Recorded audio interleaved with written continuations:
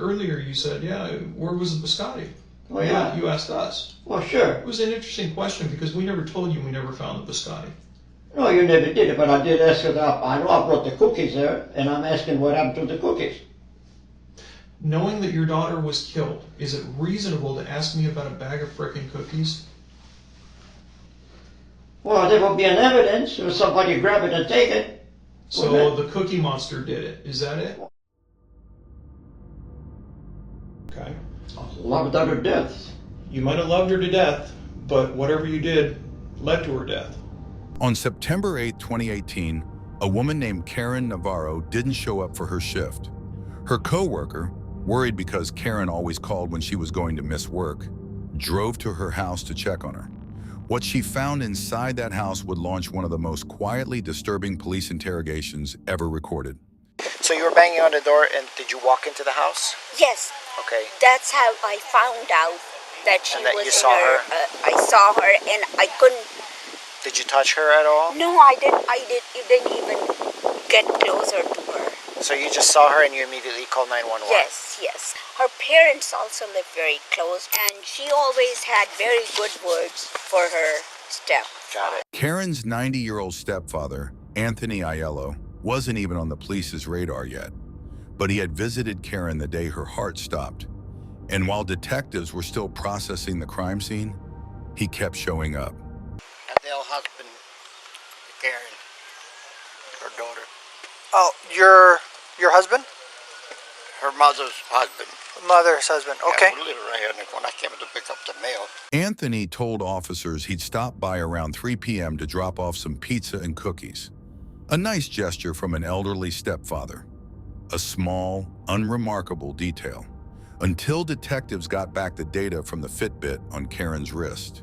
Oh, in fact, when I brought the pizza, she said, "Oh, good, thank you. I'm going to have a pizza party with my friends."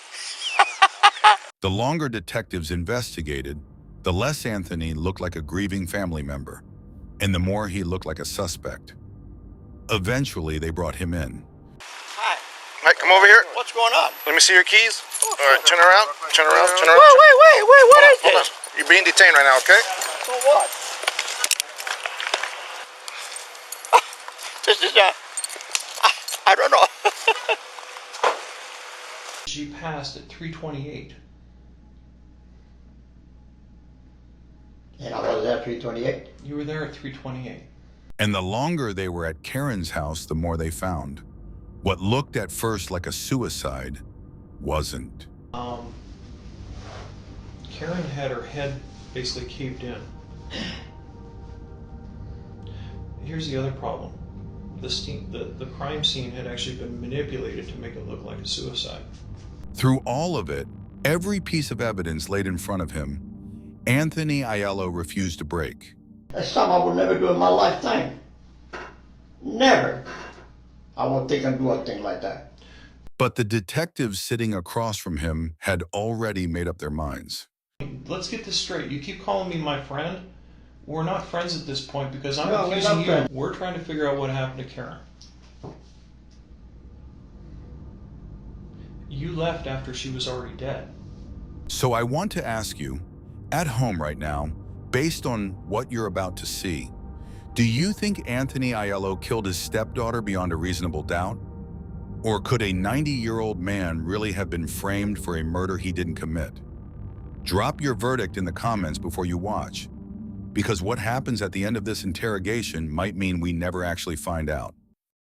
This is the interrogation of Anthony Aiello. Oh, you're the man I want to see. What's up, Tom? I came up with something. You came up with something. I remember something. Okay. Okay. Please come in. If you cannot afford an attorney, one will be appointed for you free of charge before any questioning if you want. Do you understand that? Yeah. Okay. Does that all make sense to you? Yeah. You understand it? Okay. This is called your Miranda rights. Okay. So I've been guilty of something? Watch what just happened. Aiello hears his Miranda rights and immediately asks, "I've been guilty of something?" Most people in that chair don't ask that question. They sit, they listen, they sign. Lock that line in your head. He's about to spend the next 10 minutes talking about Italy, Sicily, and his grocery store on Berryessa. But that question, "I've been guilty of something," is the first crack in the wall. No. What do you mean, no? You give me a... Well, because you're in here with us, and we have to read these to you. Oh. Okay. Anytime you get brought in handcuffs and you're being talked to by the police and you can't leave freely, we have to read you that. Absolutely. Okay? So I just wanted to make sure that we get through that. Okay. So as far as your kids go, you only had 2 children, is that correct? Right. Okay. So Annette lives where now? She lives, Mountview, no. Close to Mountview. I can't think of the name of them down there. Is it a city? Cupertino? Cupertino? Cupertino. I'm not sure. Okay. Do you see her often? Oh, yes. Call me almost every day. You bet. You said Cupertino. She calls every day. Do you know her phone number? No, I don't memorize it now. You don't memorize it? Okay. Do you have any other children? Do you have any other relatives? Specifically like sisters, brothers that are still with us? They're all gone. They're all gone? How many kids were in your family? 7. And where were you on the list? Third one to the bottom. Okay, so you were more toward the baby of the Yeah. family. How many boys and how many girls were there? 5 boys and 2 girls. 5 boys, 2 girls. Busy papa. Yeah, obviously. What did your dad do for a living? Well, in Italy, it was, we used to have a lemon farm and took care of the farm and all that. So then your dad, your father, came over to the United States, and then ultimately... Well, they were here, and then they went back to Italy. Okay. When you were When young. I was born, yeah. Very young. You were 3 or 4 when you went back Yeah. over to Italy. So what did you guys do when you were in Italy? When you were a little kid? Was he still a farmer? Well, we used to still farming. My grandfather had all kinds of farms. We would take care of that. And we had an olive factory, oil Okay. factory that we had there. You guys pressing oil? Do you still? Did you actually work in the factory? I was too young. Well, at 3 or 4. But I mean, as you grew up, you know, when you got 10, 11, 12, 13, did you help out in the factory? Oh, after that, yeah. Yeah. Because I mean, back then your kids helped out with whatever. Family working. That's right. Yeah. Family together. And that was in Sicily? Yeah. Was there a village or a town that you guys were? Bagaria. Bagarillo? How do you spell that? Bagaria. Well, let's see. B-A-G-H-E. Okay. R-I-A. I think. Do you speak Italian Uh-huh. still? Is there a lot of people that still speak Italian around? How can I answer that? I don't know. It's probably an old dialect, huh? Yeah. Yeah, I mean, a lot of people don't do it anymore because Well, I've lost a lot of it, I understand. that's good. Well, hey, Tony, the reason why we're here, based on what we learned, we kind of wanted to run down the last time that you saw Karen. That's definitely one of the keys that we want to talk about. Now, my understanding is you saw Karen on Saturday the 8th. Is that correct? Saturday, right. Okay, can you kind of back up and kind of tell me what happened that led you to going over to her house on the 8th and seeing her? Oh, that I was, recall we had a talk before and you said that you made a pizza. Yeah, I brought him a pizza and I brought him a quart full of cookies. What kind of cookies were they? Anderson cookies that I make homemade. Like biscotti type? Yeah, about this long like this with this. So they're the squished, okay, the hard biscotti type cookies. Yeah. Were they in a box or anything? No, in a quart container. Like a Ziploc? Plastic, Ziploc, that's it. Thank you. No, that's all right. So the biscotti were in a Ziploc. And how did you wrap up the pizza? On a foil. 2 paper plates, foil underneath that. Mm-hmm. And I cut up the pizza, I stacked them on the paper plates, and I closed to keep it hot. Wrapped it up? Okay. So when you, well, let's back up just a little bit. Do you normally bring Karen food? Oh yeah, You do? once in a while, yeah. You Once in a bet. while? About how often? Lasagna, things like that, yeah, you bet. How often do you bring her food? Once a week? Once a month? No, not once a week, no. Not even once a month. Okay. We just see Karen not that often. Most of the time we see Karen when our mother needs someone up on a computer. Because My wife, she knows a little bit about computer, but not that much. Okay. Me, I'm zero. So Karen would come over and kind of help and out with spend the some time computer? to her mother in the opposite. Okay. How was her relationship with Adele, her mom? They were fine. Good. Now, Karen was not that close to people. I don't know. She was on her own lifestyle. kind of quiet. Yeah, very quiet. Okay. Which is okay. You know, Now, which is all. Adele had another son, correct? Yeah, I believe he passed away on a motorcycle or something. I don't know. Do you know how old he was when that happened? No, I don't. Okay, but it definitely happened way before you guys got together. Oh, God, yeah. How did you guys meet? You're not going to laugh about it, are you? No. I'll tell you. Hey, I tell you what. I'll tell you a little story. I met my wife. I was in my underwear. Can you I beat believe that? it. Can you beat that? And I met my wife in front of a chicken counter at that Save Mart store on Mickey Road. Well, I tell you what. That Save Mart store is still there. I've never been on that store before, but then one day I needed a loaf of bread. I said, well, it's a store. It must have bread. So I walked in there. So what? And there was this lady, which was Adele, in front of the chicken counter I was with the other end over there. And she looked familiar because they had a drugstore, you know. Her husband had a drugstore. He was like a pharmacist, right? Yeah. Okay. Yeah. On Pella Shopping Center. Right over there off of Alabrock and McKee. Yeah. And I said this lady, I said, well, what am I going to do? I'm going to ask her to grab a cup of coffee with her. That's a good idea. Hey, So I you did. know what? She just, then this lady came over to her and Mary, which she just passed away. And she says, oh, hi, don't ever, we hug and kiss, whatever, just family, good close friend. Yeah. And Adele, she felt pretty confident because she knew her too. That's how we built up our friendship. Then I asked her, I said, would you like to have a cup of coffee with me, you know? She goes, where? At my house. And she said, no. At my house, yeah. Okay, so when can I come over? About 7 o'clock. Okay, 7 o'clock. I'm gonna got me some 2 dozen of roses, a bouquet, and I brought the roses away at coffee. That's how we started. Smart man. That's the way to do it. Flowers always. Well, you know work. what they say, don't wait till tomorrow what you could do today. Yeah, I totally agree. Sometimes. So you guys met. You guys got married. How was how was Karen? Was Karen accepting of your guys' marriage? Oh, gosh, yeah. Supportive? Well, when we got married, she walked into she could stay, she had to go back to work, but she was there, I don't know, 10 minutes or something, that's about it. Okay. Well, just, All right. you gotta do what you gotta do. So that Saturday, you made pizza. Did you actually make it on Saturday? Yeah. You made it on Saturday. Did you make the biscotti too? Well, biscotti, yeah, you bet you. Okay. So you made the biscotti and the pizza. How did you just take off and go over to her house? Did you check in with her to see if you could bring it over? No, every time I ever go bring her something, my wife call her, let her know that Tony's coming. Okay. So it's kind of a courtesy thing. Yeah. Just in case she has visitors. Yeah, when I got there, I parked, I picked up whatever, the gate was open. So when you got there on Saturday, what time do you think you were there that Saturday? I don't carry a watch. Okay. Do you have any idea what time it was? No, I don't. So when we talked to your wife earlier, she said she thought it was around 3 o'clock. Is that about right? I can't answer that. Okay. I really don't know. Notice he can't give a time. He brought a pizza on a specific Saturday afternoon to his stepdaughter's house, but he doesn't carry a watch. 5 minutes from now, detectives are going to put a timestamp in front of him that he can't argue with. Keep counting how many times he says, I don't carry a watch, or I have no answer. By the end of this interrogation, that phrase becomes his entire defense. Did you only go over there one time that day?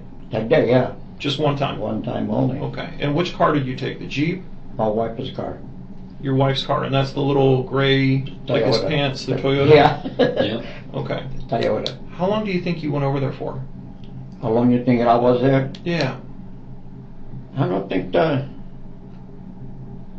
what can I say? I mean, 5 minutes or 6 minutes? 5 or 6 minutes? 7 minutes? I you know, Okay, that's fine. I don't work by watches. No, I get it. Just like at home when I do things, I use my timer. That's a good Even idea. if I gotta work the lawn or whatever I gotta do, the timer's my boss. So when you went over there, did you walk? You drove. You drove Adele's car. I drove. Oh yeah. Did you park in the street or did you park in the No, I'm driveway? parked in the driveway. In the driveway? Okay. Yeah. Okay, that's what I usually park. And you think you were there for sometime around 5 minutes? 5, 6, 7. 5, 6, I 7 really minutes. can't tell you. Okay, no, that's fine. Did you go with anybody? Did Adele go with you? No, You were alone? alone. Okay. You said something about the gate. Yeah, the gate when I got there was open. The But side when I gate? drove in, and the gate was open. The side gate? So I figured side gate, yeah. Okay, I think that's the only gate there is, isn't it? I think so. I have no idea. Yeah, yeah. If you pull into the driveway, Right there's a hand side. gate off to your right. Yeah, That gate was open. yeah. Okay. Actually, I thought Karen was on that side. Because when I used to go there, she'd go, "Hey, Tony! Okay, I'm here." Okay. But I don't know what the word stands for, inside the house or the side of the house. I couldn't tell you. So how did you meet up with Karen that day? Did you go to the front door or did you go through the side gate? Oh, I come in. She came to open up the front door. She came to open I up the waited for front her door? until she opens up the front door. Okay, so did you go knock on the front door? Then I didn't like what she already saw me drive in. She saw you drive in? I think so, because I think she was on the side of the house. I don't know. Okay, so when you came over with the pizza in your hand, you went through the front door of the house. You didn't go through the side gate. No. Did she open it from the inside, or did she walk around the side gate and open it No, from the she outside? went to the back to come and open up the door. Did you guys have a conversation while you were parking? I mean, how did Oh she? yeah, when I grilled the pizza, I put them on the counter and the cookies and all that. She said, "Oh, good." I'm talking about before that, Tony. How did she know that your car was in the driveway? She was expecting you. Oh yeah, because my wife called and she said, "Tony's coming," as Okay. usual. And you just got out of your car, grabbed the pizza, I and went to the front door. went to the front door. And then Karen opened the front door, Yeah. and I had to wait I don't know, a little bit, because I guess maybe she was in the backyard, I don't know. okay. So Or maybe she had no clothes on, I don't know. so she opened up the front door, and you walked in. Yeah. Was there anybody else there? No. Nobody else there. Question. Yeah. What was she wearing, clothes-wise? Oh, I don't know. I don't. You can't I don't remember? recall it. Shorts, sweat bottoms, pants, sweatshirt, colors. Do you remember anything she was wearing? I think she had black pants or something like this. I have no idea. Like black pants? You Yeah, I think, but I'm not sure. Okay. The top, I don't know. Okay. Okay. So you walked inside. You talked about dropping off the pizza. What were you wearing that day? Do you remember? Same thing I got here. The same clothes? The exact same clothes? Yeah. Okay. So you walked into the house, and you brought her the pizza. She was expecting the pizza. Did Adele She tell know, her? we didn't tell anything that we were going to bring it. It was a Oh. surprise. So did Adele tell her that you were bringing food over, She did Dale told Anthony's coming over, and nothing but else. nothing else? Nothing No. else what I'm going to bring or nothing. I'm We bringing never food. did that. Surprise for the Okay. daughter. Okay. So when you brought it over, was she kind of surprised? Oh yeah, she goes, "Oh boy, that's good. I have a pizza with my friend have and pizza- cookies." Pizza and I said, cookies "Well, with my good." friends. I said, "Just in time." But nobody else was there. No, Okay. not nobody in the kitchen. I don't know if it was anybody around the other room or whatever. That I couldn't tell you. Okay. Did you go to any other room in the house while you were there? No, Just the kitchen? It was Just just the the kitchen? kitchen. Okay, you didn't go back in the bedrooms, you didn't go in the living room? no. You know what? I've been in her back room one time only maybe a few years ago, because one time she fell asleep and the hospital called. He said, "Adele, your daughter didn't shut up to work here, so we run to the house over there because she has a key. I don't. We're working, me and my wife in the bedroom. She was asleep yet. I woke her up. She goes, "What time is it?" "Oh my gosh," she says, "I'm late." So you never go in the back bedroom? That was the only time only. How long ago was that? Months Oh ago? no, a year ago or A something. year ago? I haven't. Yeah, I can't be. I can't even remember all these things. Yeah. And you didn't hear any voices in there when you came in? You didn't hear, like, maybe she was talking to somebody? No. No? So, to your knowledge, she was So my alone? knowledge, to my knowledge, she was there with me in the kitchen, Okay. And she was alone? As right far as there you in can that tell? room. Okay. If anybody was outside or indoor or whatever, I can't answer that. Was there any other cars in the driveway? No. Was there any other cars parked out in front of her house? No, not that Nothing. I remember. Okay. So you were there. You think it's for 4, 5, 6, 7 minutes. What did you guys talk about? Once you brought in the pizza, where did you put the pizza? Right on top of the counter, as usual. Okay. From what I remember, I'm just going to take out a piece of paper. From what I remember, her kitchen is kind of shaped like the countertops. It's kind of shaped like this. It's a U, and then her sink is over here. Uh-huh. And then there's the faucet right there. Where did you, and then here's the wall, and then here's that window that goes out to the backyard. Do you kind of see what I'm doing here? Table. Mm. And then here's the table over here. Does that look familiar? Oh yeah, I remember the table and the chairs Yeah, the table and the chairs. on the So- other side of the counter. So the chairs are over here. Do you kind of understand what I'm doing here? So this is the kitchen, and then this is the dining room, and this wall kind of goes over here, and all her little cat food bowls are over here.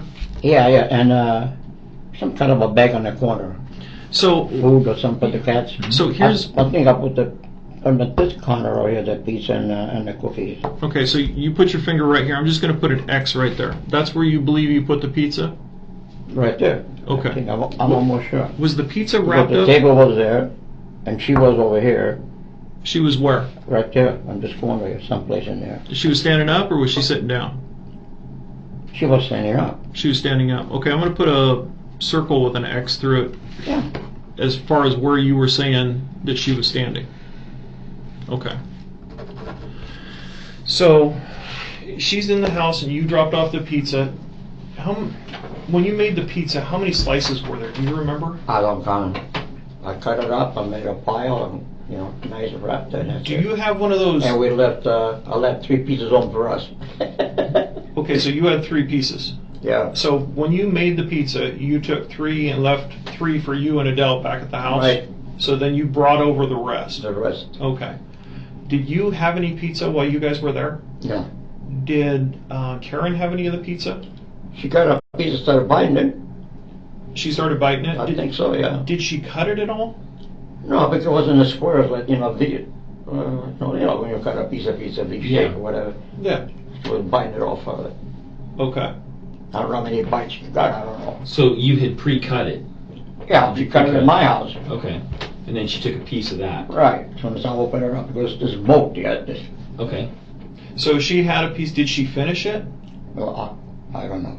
Okay, but she started eating it Yeah. while you were there. I know she did bite one. That was sure. Okay. So after she had a bite, then you left, or did you stick around for a little while? After she got that, we were looking out the window because she got a nice bush over there on the right garden. I said, "What's it?" I told her, I said, "Oh, that bush has got pretty big." She said, "Yeah, I gotta trim it." Okay. And after that, So you guys were looking out the window? before that, she told me about she got gas company, about company, a friend or whatever. I said, "Well, I better leave because she got company. I don't know what they are." A friend was coming over. Aiello says that's why he left. Hold on to that detail, because the police would later talk to all of Karen's friends. All of them. None of them said they were going to her house that afternoon. Okay, and that was the whole friends thing that you That had was discussed it. with me? Okay, but you're not sure if she was supposed to have company over, right? That's what she said. Okay. Oh but yeah, I know she said that. She But said got something guests about- she got a friend coming. She said something about friends. All right, friend. No, I don't know about friend. A friend. I think I know your name that I could pin down to.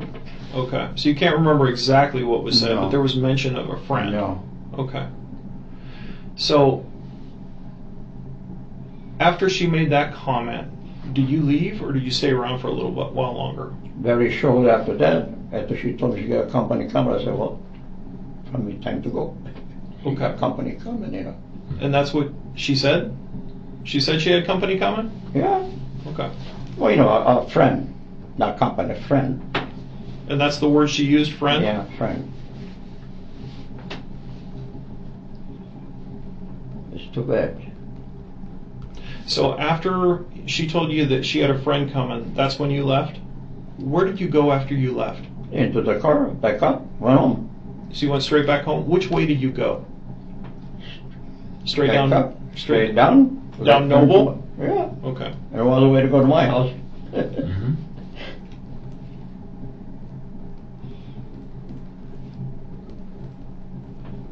Now, the first time we talked, you talked to us about seeing her later that day. What time do you think it was that you saw her? I got that time there when somebody blew the horn. I was in the corner of the house doing some trimming, faced that way, Which way? The Noble side or the Mira Vista side? down the other way. So the Noble side? Yeah, in other words, my back was towards the street. Okay. When I heard the horn, I saw this white car, but not the whole car, from the windshield, before the windshield up this way. I never got to see the front end of it. Somebody went, and that was it. So And I thought looked like it was Karen, and somebody next on the other side was somebody sitting there, because I saw the back of another head person, in other words. okay. So there was two people in that car. So you're saying that they honked at you?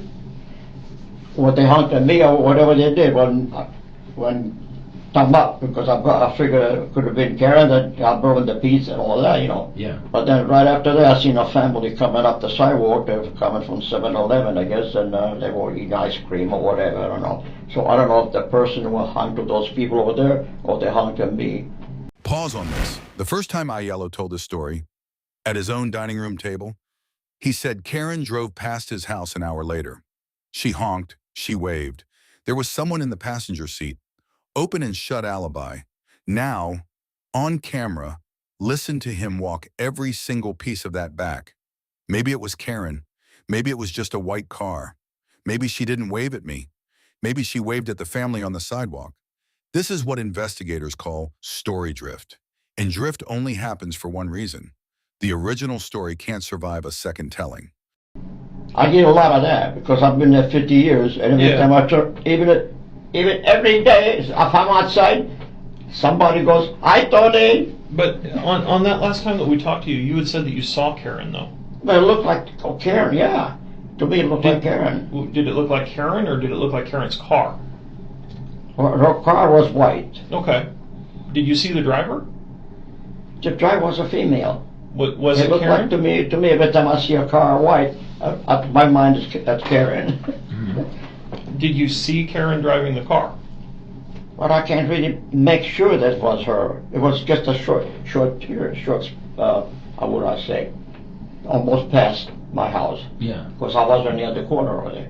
By the time I turn around, when you're that age, you don't run very fast. Yeah. So the car passed fast. Yeah, Passed yeah, pretty yeah, fast.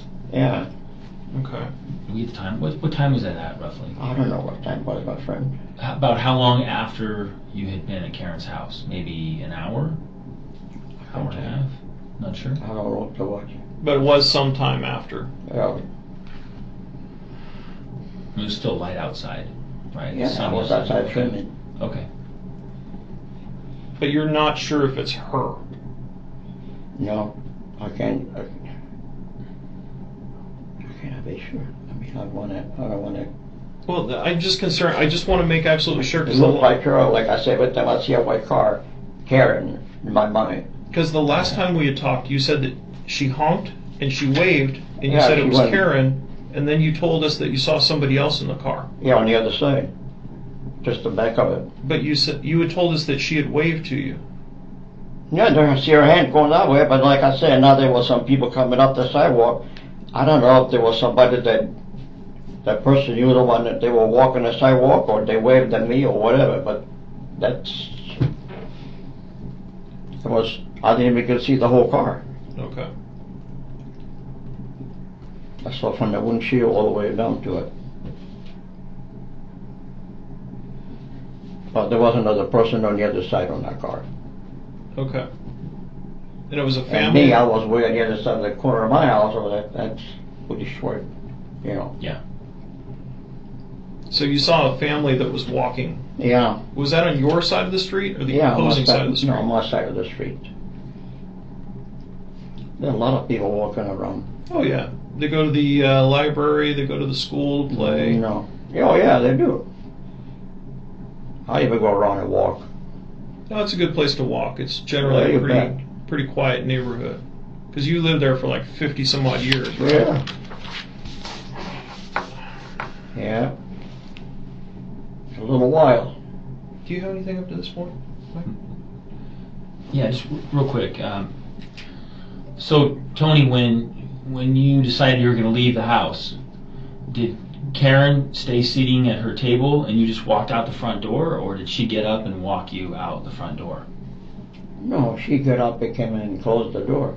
So she followed you up She to the front followed me, door. yeah. She's still eating the pizza then? I can't answer You don't remember that? Okay. Just curious if she got up with a pizza in I her have hand no and idea walked. whether she would go on a counter or she had him in her hand or whatever. You. Okay. But she definitely walked you to the door. Oh, and she then- came up Did with- you hear the door lock? Well, I heard the door close, but Close? I don't know about locking, you know. Okay. I have no reason to, whatever, check on things like that. Okay. And anything about her mentioning this friend again coming over or being there or anything? No? Nothing she said to you as you were leaving? You know, generally you have like a little conversation with Yeah, somebody yeah. when No, you leave. You say, no. okay, great, I'll see you tomorrow. Thank you again for the pizza or whatever. No, No, nothing? that was it. Oh, she, when she got to the door, she said, "Oh, just a minute, Tony." She went back there and she went and got 2 roses and said, "Bring this to my mom." Well, that's Oh, nice. two roses from the backyard or from... Well, I don't know if she went in the back or not. I waited right there on the side of the door. Okay. And got 2 roses Yeah, and brought she them gave back. it 2 roses. Okay. Yeah. Other than that, she looked fine. Everything looked Oh, good. yeah. And Yeah, okay. she looked fine. Was she smoking a cigarette by chance? Not that I know, no. No. Evidently it wasn't my house. You would never see her smoking. Do you smoke? No. No, never smoked. No, I can't say they never smoked. Fair enough. 45 years ago, yeah. Yeah. Don't smoke now. Okay. I don't smoke and I don't drink either. Yeah. Thinking about smoking. One day, me and my wife were going to Monterey for a day, you know. And she goes, "Hey, Tony, when are you going to quit smoking?" Stay with me here. He's about to get walked through the kitchen layout, and then the detective is going to leave the room. When he comes back, he brings the one piece of evidence that ends this case. 3 minutes, don't go anywhere. I looked at her and said, "You want me to quit smoking?" She says, "Yeah. Not good for your lungs." I rolled the window down, I got the pack of cigarettes, I threw it out. That was the end of it. Hey, did Karen smoke? Not that I know. You ever see her smoke? No, I never did. She didn't smell smoke either. Inside the house, when you were there talking to her, did it look like she had a bunch of papers all over the place or drawers out of place? Was everything just normal? How did it look to Everything was you? normal, yeah. Look normal to you? There's nothing messy or out of place? No, I think your computer was on. Computer was on? Computer was on. And some Okay. music coming out of some room in that area with it. I don't know if she had a radio on or TV on, or I have no idea. Okay. Yeah. Hey, Tony, have you been inside the house since? No, You have not? we're not allowed to. I haven't even gone over there to water the garden. Poor things. Do you have keys for the house? No. Do you guys have keys for the house? My wife does. She does. He does. Where does she keep them at? But right after that. Well, you had gone over before to wake her up. Do you Yeah, remember? well, with my wife. Oh, your wife came with you? Oh, yeah. Okay. Well, I wouldn't have walked in Karen's bedroom all by myself. Hey, Tony, I took a look at your wallet because it was out here. Anytime we bring people in, we put their property out that's here. fine. You have some keys in your wallet. What are those Those are keys my for? house keys. Those are your house keys? So you have 2 I even got house another keys, set outside. 2 house keys and 2 car keys. So those 2 house keys are actually for your house. That's right. Okay. In my Jeep. I've always been like that. That's a good idea. Yeah. Because you never know when you're going to get locked out. Yeah, I did a lot of lockout when I was doing service. A lot of stuff. Do you want some more water, Tony? It's not too... I can't drink too much because otherwise I have to go to the bathroom. Well, we can take you to the bathroom. Yeah, too. the bathroom's not a just- problem. Yeah, just drink so you're hydrated. We just want to make sure we have a Wanna lot make of sure our that questions you- answered yeah. here. Wet my lips, okay. I'm sorry? Are you good? You want to take 5 or whenever you're ready? Did she usually keep her house neat, Karen, that you recall? Well, I can't answer that because I never go around the house. How often? As far as I go to the kitchen when I bring stuff. Okay, That's so it. you don't go in any other part of the house. Okay, so you haven't been in the bedroom in over a year. One time only. And that was Yeah, over a me year and my ago. wife. Okay. I remember she told my wife, told me that day, she said, well, go find out where is Karen. I said, I'm not going to go over there alone. Okay. She wasn't dead. I'm just fussy. So Tony, if your car was in the driveway, that little Toyota, yeah. gray Toyota, if that car was in the driveway, you were there at the house, correct? That's right. You didn't come over there with anybody. Nobody was there that you saw. You didn't hear anybody. You didn't see anything weird. No. Okay. When you left, she walked you to the door. She closed the door behind you. Right. Okay. Okay. I tell you what, Tony, do you need any more water? You need anything else? We're gonna get you a burrito. Is that okay? Yeah. Okay. I don't like too much hot stuff, but okay. The boys will take care of So you. I'll burn my butt. No, it's good. Excuse my We're French. all the same way. You're not French, you're Italian. All right, give us a couple Okay. minutes. We'll come back in here in just a couple minutes here.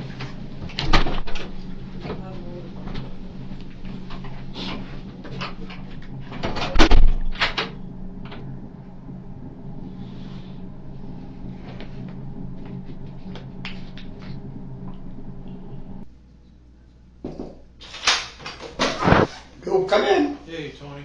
Yes, sir. I brought you your glasses Oh, thank you. because I brought mine. I'm getting a little older. Things. You got a long way to get over there. Yeah. Hey, Tony, I wanted to step out and I wanted to verify some things with some Oh, please do. times and what have you, because I didn't want to come in here half-cocked. I wanted to kind of understand, have you understand what we found. Here it comes. Watch the detective's body language change. The friendly grandfather conversation is over. He just spent 5 minutes outside this room verifying timestamps. And what he's about to lay on the table is the reason Anthony Aiello goes to jail tonight.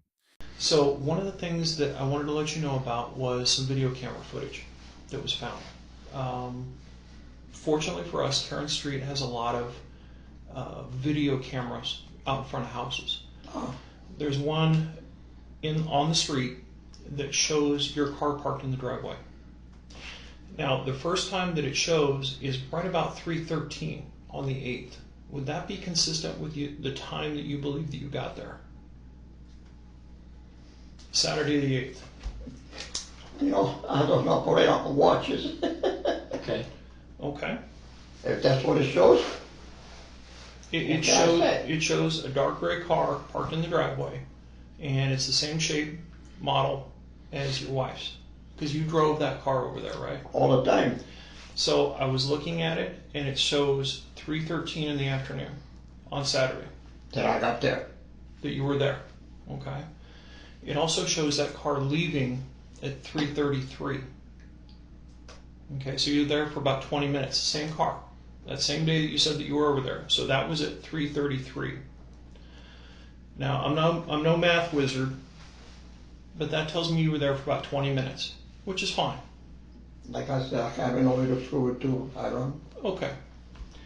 But you would agree with me when I say nobody was with you. You Yeah. left, she walked out to the door with you and closed the door, and you walked and you left. That's consistent with what the video shows. That's all fine. Do you know if Karen wore any jewelry? I don't. Do you know if Karen wore a watch? I don't. I will tell you this. When we found Karen, Karen was wearing what's called a Fitbit. Do you know what a Fitbit is? Okay. A Fitbit, you've probably heard about it. It's like a watch. It has the same functions as a watch. It tells you the date and time. But with technology and the way it's working today, a lot of people want to try to stay fit and stay active, right? Oh, sure. Okay. Well, the Fitbit is designed to monitor your step count. You ever heard about like step counters, a pedometer? Something that counts your steps as you walk? Well, I heard about it, but. Okay. Well, her Fitbit has a step counter built into it. Oh, nice. And it also has a heart rate monitor built into Oh, it. that's better yet. Not bad. So they've got pretty good technology built into them. Well, when the coroner did Karen's autopsy, they noticed that she was wearing one. Good. When they pulled it off of her, we could see that the battery was still working, which is good because that means the data is still there. When we got to a point in the investigation where we were trying to figure out what happened to Karen, based on what you had told us, we took that Fitbit and we actually had it analyzed. We had it analyzed for any movement that occurred. I will tell you this, that the movement stopped on the 8th of September, that same day that you went over to visit her. Okay? I'll also tell you that the heart rate monitor indicated when she passed. Oh. The heart rate monitor indicated that she passed at 328. And I was there 328? You were there at 328. So Tony, this is kind of my concern. You were there at 313. You left at 333, but her heart rate went to 0 at 328 in the afternoon. We need to know what happened. Listen to that exchange one more time. She passed at 328, and I was at 328. He repeats it, out loud, with his glasses on. He has just been told that his stepdaughter's heart stopped beating while he was inside her house, and his answer is to repeat the math back at the detective. Most people in that moment ask how the device could possibly be that accurate. Most people get defensive. Most people get loud. He just repeats the number. That's the Fitbit. That's what the watch knew. What can I tell you? I have no way to tell you anything. If I was there that long, I don't remember. That's it. I have no answer. You don't have an answer? No. Why would I have an answer? Well, I guess my main issue or main concern is that you left after she was already dead. Huh? I want to make sure that you understand exactly what I'm saying. No, she was alive when I left. Here's another issue that I have, Tony, and I want to kind of put this out there for you. You said that she started eating pizza. Mm-hmm. Pieces of that pizza were on the floor underneath her. She was actually eating it at the time, which tells me that she probably didn't come back to the door with you because of the way the heart rate showed. So what it showed normal for a period of time. Then all of a sudden it jumped up and then it dropped down to 0, which tells me that there was a brief moment where she was probably struggling, and then it dropped off to 0. She came to the door. I know that. She probably answered the door. I totally agree with you. And she came in, closed the door when I left. The problem is, Tony, that's not what the timeline shows. The data isn't lying. That's my concern. Now, I want you to understand something. Your wife has also been told what's going on. She's a wreck. Well, I can imagine. She's been told why you're here. She's been told that you've been arrested. Oh yeah, I want to be informed of what's cooking. We need to understand why things occurred in the order that they did. Because based on the information that we have, and I'm not blowing smoke up your butt, you know, you've been around the block long enough to know. You showed up at 313. The Fitbit, or the little heart rate monitor, showed that she was deceased at 328. You left at 333. That's chronologically. So, makes me guilty. I'm not here to determine guilt or innocence. I know. I'm here to figure out what happened. I'm the guy that I'm guilty. Do you see the problem with that? Do I see a problem? What can I say? Well, I don't know what to tell you. Well, that's what I'm trying to figure out, Tony. That's something I would never do in my lifetime. Never. I would think I'd do a thing like that. We're trying to figure out what happened to Karen. You left after she was already dead. Why would you leave after she was already dead? No. You've already told us before that you were the only person there. Yeah. You told that us, I know in that room. On that room, yes. You betcha. So what happened to Karen? I have no idea. Tony, I wish I have an answer. I want you to understand something. Maybe there's always reasons for things that occur. I get it. Okay? Loved her to death. You might have loved her to death, but whatever you did led to her death. Not me, my friend. Never in the world I would think anything like that. Never. You're going to hear him say, I have no answer, roughly 20 times over the next hour. That's not a coincidence. It's the only thing he can say, because the second he tries to construct an alternative, a hidden intruder, an argument, anything, the timeline kills it. 5 minutes between her heart stopping and his car leaving. So he stops constructing. He just says, I have no answer. That phrase is the sound of a man surviving the next question. Tony, she was dead when you left the house. We can prove that. Not when I was there. Not when I was there, my friend. I know that technology is somewhat hard to grasp for a person who's 90 years old, okay? And I get it, because technology and me, we're not friends. But I do understand the data that's given to me by people that are smarter than me, all right? I have to rely on people that understand all this magical stuff that goes on. I watched the video. I saw your car at 3:13. I saw your car not there at 3:33. And we've made sure that those times are absolutely dead on accurate because I had my concerns. I wanted to make absolutely sure I was doing the right thing, that I was going and talking to the right people, specifically you. Because once we found out that she had passed by 3:28, I knew we had a problem.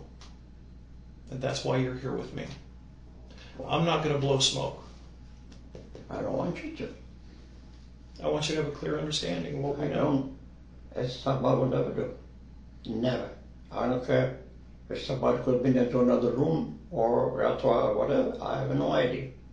But Tony, you I have told an us. answer. I don't have any answer. You told us you walked out, walked to your car, and just drove home. Yeah, I did. She was dead for 5 minutes before you even left the house. At a minimum, actually a minimum of 5 minutes, because at 3:35 your car is not there. So a maximum of 7 minutes, minimum of 5. That's what it boils down to. So you were there for a period of time. I want you to understand that. It's not up for debate. It's not something that I can make up. Oh, of course not. So I'm trying to understand why the things happened. I didn't do it. Never, I have a couple of different theories here. Okay. As to why. Never, never, never. Okay, well, hear me out here. I have a couple of different working theories. One is you needed it for money. One is what? You were involved in this for money. I don't think that's the case. I think you guys are One doing thing we don't okay. need. I think you guys are doing okay. We are. My main concern is the second possibility. You know, you're kind of a spry guy. You're in good shape, still go to the gym. Your wife is elderly. Yeah, she's in a walker. 92. I don't know.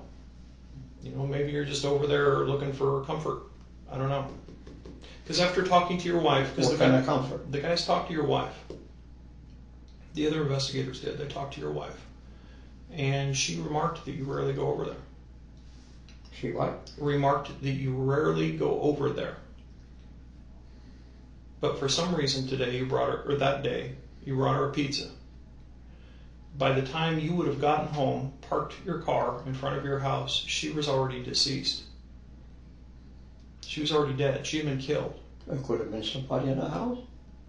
But Tony, you were there. You were physically there in the house at the time. I mean, hiding in the other room or something after I left or whatever. Okay, Tony, you're missing the main concern that I have. You are inside the house when she is dead. When her heart rate goes to 0, you are inside the house. How can you explain that? I have no explanation. Tony, do you think that's going to fly? I I have no answer whatsoever in that situation about that whatchamacallit there. Maybe you can explain it. Well, Tony, I think maybe if you went back over when you came in the house, what you saw, did you hear anything? Because what my partner's trying to tell you is that the technology is dead on time.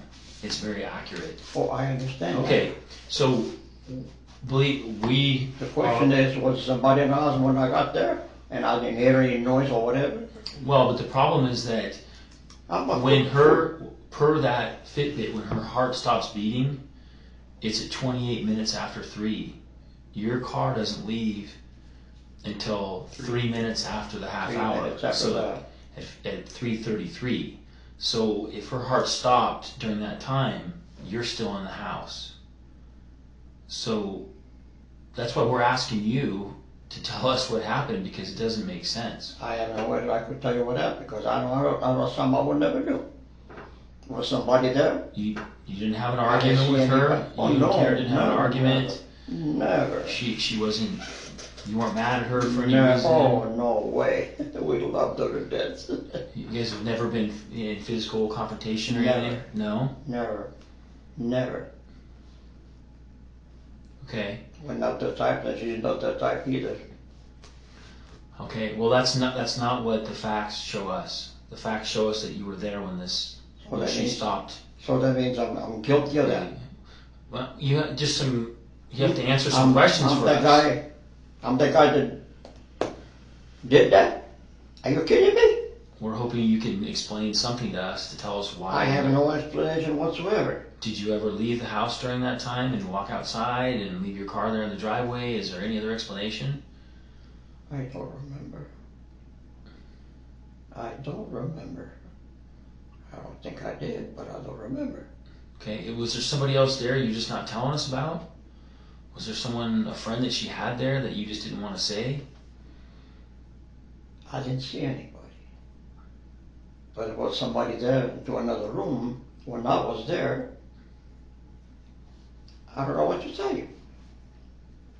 I don't know what to tell you. Okay, you didn't hear anything? No. Nothing looked like it had been moved around, or she didn't look afraid? Well, I didn't look around the house for things or whatever, because I have no business to it. Okay. I just stay in front of the counter there. He was on the other side, with the pizza there, with the cookies there. That was it. Okay, and you're talking to her face to face, and she seems fine? Face to face. Yeah, she was standing up. Okay. And what was she doing? Did she cut any of the pizza at all? No, pizza was already cut. It was already cut. So she didn't take out a knife and try and cut it? Or cut the cookies or anything like that? No. Did they ever find cookies any place, or if anybody knows? What happened to the cookies? We don't know. There were no cookies there. Oh, what I do. I know I brought them. Did you take them back with you? Oh, no. Why would I do that? Okay. I got more cookies, I don't know what to do with it. In fact, I had a little trick for you guys this morning. I thought you were going to show out or whatever, but it's okay. Well, you made some more cookies? No, I don't make them every day. Okay, that's a lot of work. Maybe once a month or every other month or whatever. Okay. Hey, Tony, one of the things I wanted to address with you real quick was some of the injuries. Karen had her head basically caved in. Here's the other problem. The crime scene had actually been manipulated to make it look like a suicide. So Karen, when she was found, actually had a knife in her hand. Okay? That knife has different things on it, because there's a principle involved in police work, and that principle is if you enter a crime scene, you either leave or take something with you. Or excuse me, you either deposit something or you take something with you. Okay? With that being said, we know that this knife was planted in her hand. Are you familiar with what DNA is? Yeah. Okay. DNA is not magic. DNA is not witchcraft. DNA is the building blocks that basically create each one of us individually. There as, if not more, unique than a fingerprint. You would agree fingerprints are unique to each Absolutely. individual. Oh, yeah. Okay. From a science perspective, absolutely. The same can be said about DNA. We know that that knife was put in Karen's hand. We also know that, based on what I just told you, that you either leave something or you take something with you. That knife was placed in her hand and her fingers were tried to cup around it. We took DNA swabs from the backs of her hands and her fingers. We also collected the knife as evidence because we were unsure that night what was going on. So we wanted to do the full investigation. Absolutely. DNA is huge nowadays in courts, in testing for genetic defects, in establishing who's related to who. DNA is huge. Yeah, my wife had that done to find out what generation she's from. Exactly. I think Karen did too. Okay, well, Yeah. we're actually talking about, the DNA that's probably at the crime scene there. So is there any reason why your DNA would be on the back of her hands? There's no reason. No. None whatsoever. No. Is there any reason why your DNA would be on her knife? That big knife that was in her hand? I never touched a knife. I've never seen a knife. I've never seen a knife. Mark that timestamp, because in 50 minutes, the detective is going to walk back into this room and tell Anthony Aiello that a knife with the exact same brand stamp as the murder weapon was found in his own backyard. Okay, so there's no reason for your DNA to be on that? No Your way. fingerprints to be on that? No. Okay. Because like I said, Tony, we have issues. And the issue is you were there when she died. I didn't do it. And that tends to make me believe that you were responsible for her death. Oh, no, wait, don't say that. Well, I have to. I have to. Of course you have to, but I never. I absolutely I have don't know to. what because happened. You're there for a period of a minimum of 5 minutes, maximum of 7 minutes after her heart monitor says that it stopped. I didn't If see you were in any my knife. position, what would you do? I have no idea what would I do. If you were a policeman and you were given those same set of circumstances, would you be looking at you? If you were in my shoes, would you be very concerned about your involvement? Well, of course I'd be very concerned. That's why I'm here talking to you. Well, naturally.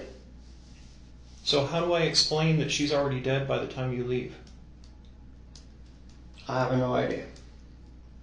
I know damn well that I had nothing to do with it. I mean, nothing. She was alive when I left. Whether that watch worked right or not, or whatever the situation is, I don't know. Okay. She came and closed the door. She came with 2 little roses Is there any at the door. is there any reason for Karen's blood to be in your car? Blood? Blood. Well, I don't know. Because there was a lot of blood left around when the person caved in her head. And I believe that person was you. In the car? I believe that you are responsible for killing her. You are kidding. I'm serious as a heart attack. No way. Explain to me why not. Can I explain to you that that's something I didn't do? Explain to me why I should not be looking at you as the person responsible. Give me an explanation. I'm I trying to don't figure have it out an explanation, myself. my good friend. I don't have an explanation, believe me. I don't know how did these things happen. Who and what. I know that I did not do that. How do you know that? How do I know that? Because she came and closed the door to me.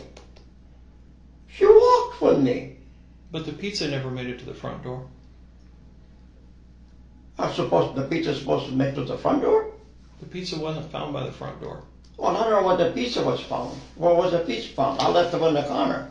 Yeah, it was right next to her. And next to the cookies. Right, The exactly. pizza and the cookies. You remember that little diagram you showed me? Or that you drew me? Yeah. She was found right there. Dead. With her head caved in. No, my friend. Yes, I'm telling you, she Well, was. I'm not saying that I'm not believing you, but I have nothing to do with it. No way in the world I will do a thing like that to her. or anybody. Never. No reason whatsoever. So how do I explain these missing minutes? I have no idea. I have no idea. So do I just write down, Tony has no idea, these 5 minutes just went into Never Never Land? How do I explain it, Tony? I don't know. I do. Well, of course you do, but I don't. Well, that's why I'm trying to lay it out for you so you have a clear understanding. She was dead by the time you left the house. She was alive when I left. She came and closed the door behind me. She gave me 2 little roses, and I'm gone. And I borrowed the mama. That's it. So you got back into your car and you drove right out of there and went home. Right on. Okay. I didn't When go any other you place. said she was eating the pizza at the table, right? She was eating the Right, pizza. right. As soon as I opened up, she grabbed that pizza, started eating it. Okay. And then when you got up and she walked you to the door, did she have the pizza in her hand? Or Well, what I did don't know if she had a piece in her hand or not. I was in front of her and she wasn't behind me. Okay. Well, you get to the front door and you turn around and say goodbye to her? Oh, absolutely. Okay. Did she have the pizza in her hand? Is she eating it? No, didn't notice. You didn't notice? No. Okay. Could have let the one in the corner come and close the door, or she could have had it to her other hand, and then And then she walked back over to the Well, table, I don't I'm know. assuming? I'm already outside going to the car. Okay. But she started walking back that way after she closed the door? I heard the door close, yes. Okay. And you didn't hear anything? You didn't hear any noises? You didn't hear her voice No. talking to anybody? And you got back into your car and you left? And that's it. Okay. And you were wearing those exact same clothes? Yeah. Those sweats right there? Yeah. And those shoes? No shoes. And that shirt right there? Yeah. Okay. Tony, you just gotta understand from our point of view, like my partner said, everything we do has to add up. There's no, fairy, No.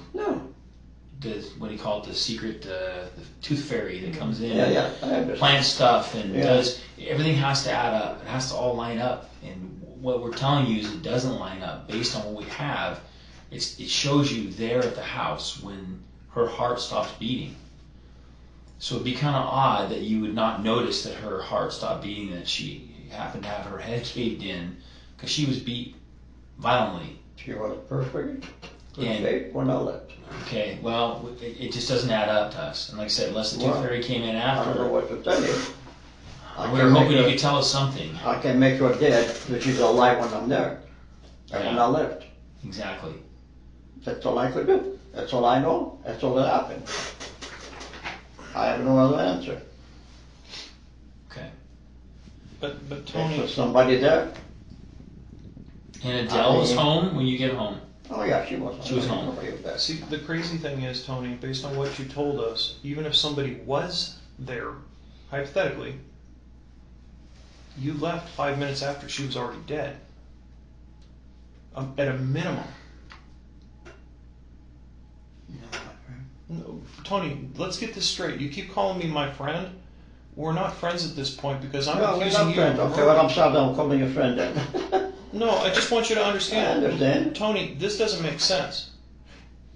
If the truth comes out, I'm good with it. If the truth comes out, I'll shake your hand when we walk out of here. But if we stay along these same lines, I can just document your I lies. don't have any answer. I can't tell you that something I did and I've been accused of doing it. I'm not going to do that. Tony, do you Because I did not do it. She was alive when I left. She How- came to the door, locked the door, or she locked her up, but she closed the door behind me. The detective just used the phrase tooth fairy, and he's not joking. He's telling Anthony Aiello, gently, almost patiently, that for his story to be true, a magical being would have had to enter that house and kill Karen after Aiello left. There's no version of his story that survives the timestamps. Watch what happens when the detective puts it in even simpler terms. How could she have closed the door if she was already dead? Well, that I don't know, my friend. I mean, excuse, I say my friend. How could she I have don't know. closed? How? I'm not trying to be disrespectful, Tony. I'm just trying to get to the truth. I want you to Absolutely, understand. that's your job. The fact remains she can't walk to the door because she's already dead. So you keep reiterating the fact that she walked you to the door, but the Yeah, problem is by she that did. time she's already dead. She even brought me the 2 flowers to the door. She's already dead at that point, Tony. How can she walk? How did she bring the flowers if she's dead to me at the door? That right there is the entire case in one sentence. She's dead to me at the door. He just acknowledged the impossibility out loud and then went right back to insisting she walked him to it. Because the alternative is admitting what we all know. Keep watching what he does with his hands in the next 10 minutes. They don't stop moving. Exactly. My How question could she do exactly. that? To me, That's the problem, she Tony. was alive. She came with me, behind me, to the door.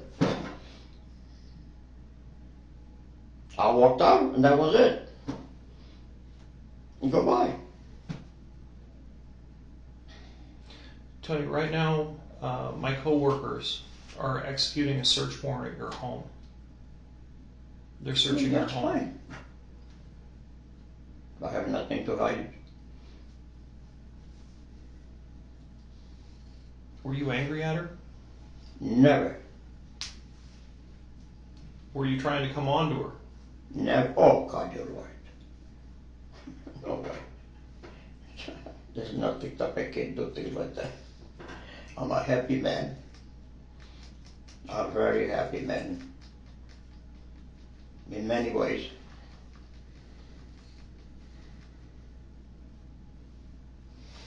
I'm sad to say, Tony, that given the circumstances, it looks like you're the one responsible. Oh, no way. Well, Don't say that. I have to say that because that's reality. What? And I had to say that he was alive when I left. And that's all it's doing. I had my issues at first too. Because your initial story was you saw her after that. You said that you saw her, and this is what you told me when we were sitting at your dining room table. You said, I heard a honk, Right there. I turned around, I saw her car, I saw her, she waved at me, and I saw a second person in the car. Well, today you kind of changed your story a little bit. You told me, well, now I'm not so sure it wasn't her, but you told me she waved at you.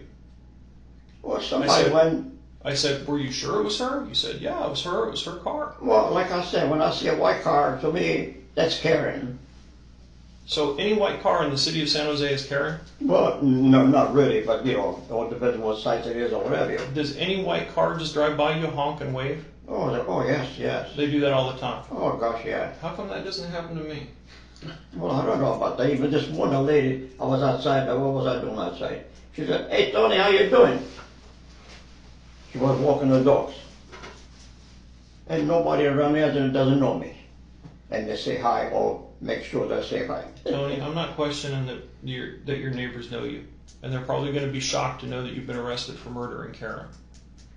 Oh, no. They're probably going to be flabbergasted. Because I'm sure it'll come out. Because it's kind of an unbelievable story. No way. No way. That's what's going to be coming out. I'm going to be accused of that? Tony, you've been arrested.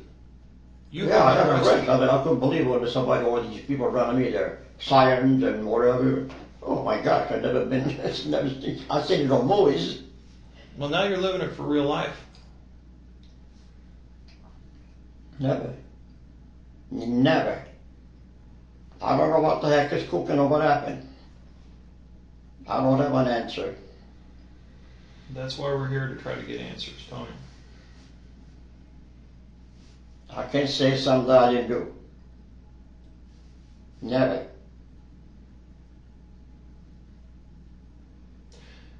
And no reason in the world. Well, I can think of a couple of different reasons. Sadly, I have to in my line of work. I have to come up with possible reasons, and then I have to try to either prove or disprove them. No, I don't know about me for having a reason to do a thing like that to her. Why do I think you did it? Yeah. Me. Like I told you, I can come up with a couple of different reasons why you could potentially do it. Sadly, that's part of my job. I have to come up with or come to a conclusion about why something might have happened. And it involves taking in all the facts and all the circumstances and going, what's the most reasonable and most logical explanation for why this occurred? Yeah. This was kind of weird, because I've never arrested somebody who's 90 years old for homicide. You're a first. I've never had a person like Karen be the victim of a homicide at that age. This is really weird. That's why I sat back and kind of looked at this whole thing and go, what happened? Why did it occur? I think I know. I do. I have my theories. I know that he shares some of those theories. But the reason why we're here is to try to figure out why it happened by talking to you. Because as policemen, one of the things that we do is we talk to people. We talk to people all the time. Absolutely. Sure do. We document their statements. We document truths, we document facts, and we document lies. So by you telling us, I don't know, she came to the door, we know that that's physically impossible, so therefore we would be having to document lies. Now who knows, maybe you got attacked. I don't know. Maybe she came after you. Maybe you sustained injuries. I don't know. No maybe you way. guys had an argument. Maybe she was angry. Oh, no way. No way. Never. For no reason. What's the reason to have an argument when she was such an angel? Tony, I don't know. But I got to come up with something. Well, you got to come up with something. Theory. I'm telling you what I know. That's all I could do. So You want to play me guilty and throw me in jail forever? No, I can't stop you. I want you to understand something. I do not determine guilt or innocence. That is not my job. You know? All I do is document what people tell me and facts. That's it. That's fine. But like I said, what people tell me can be a couple of different things. It can either be something I can prove as being completely truthful, being factually based, or in your case, I can write down what you say, which is, I have no idea. She walked me to the door, when I can absolutely prove that she didn't walk you to the door because she's already dead. So that in that light, Who walked me to the door? A devil? Nobody Who told gave me. me the roses? You a walked devil? out the door. You walked out the door by yourself. No, she brought me the roses at the door.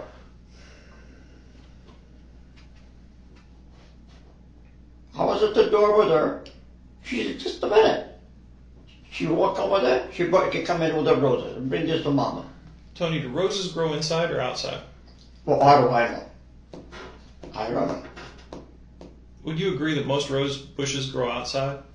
Oh, absolutely. We got all kinds of them. So do I. Well, she could have a bouquet in the house, But she didn't. like we do.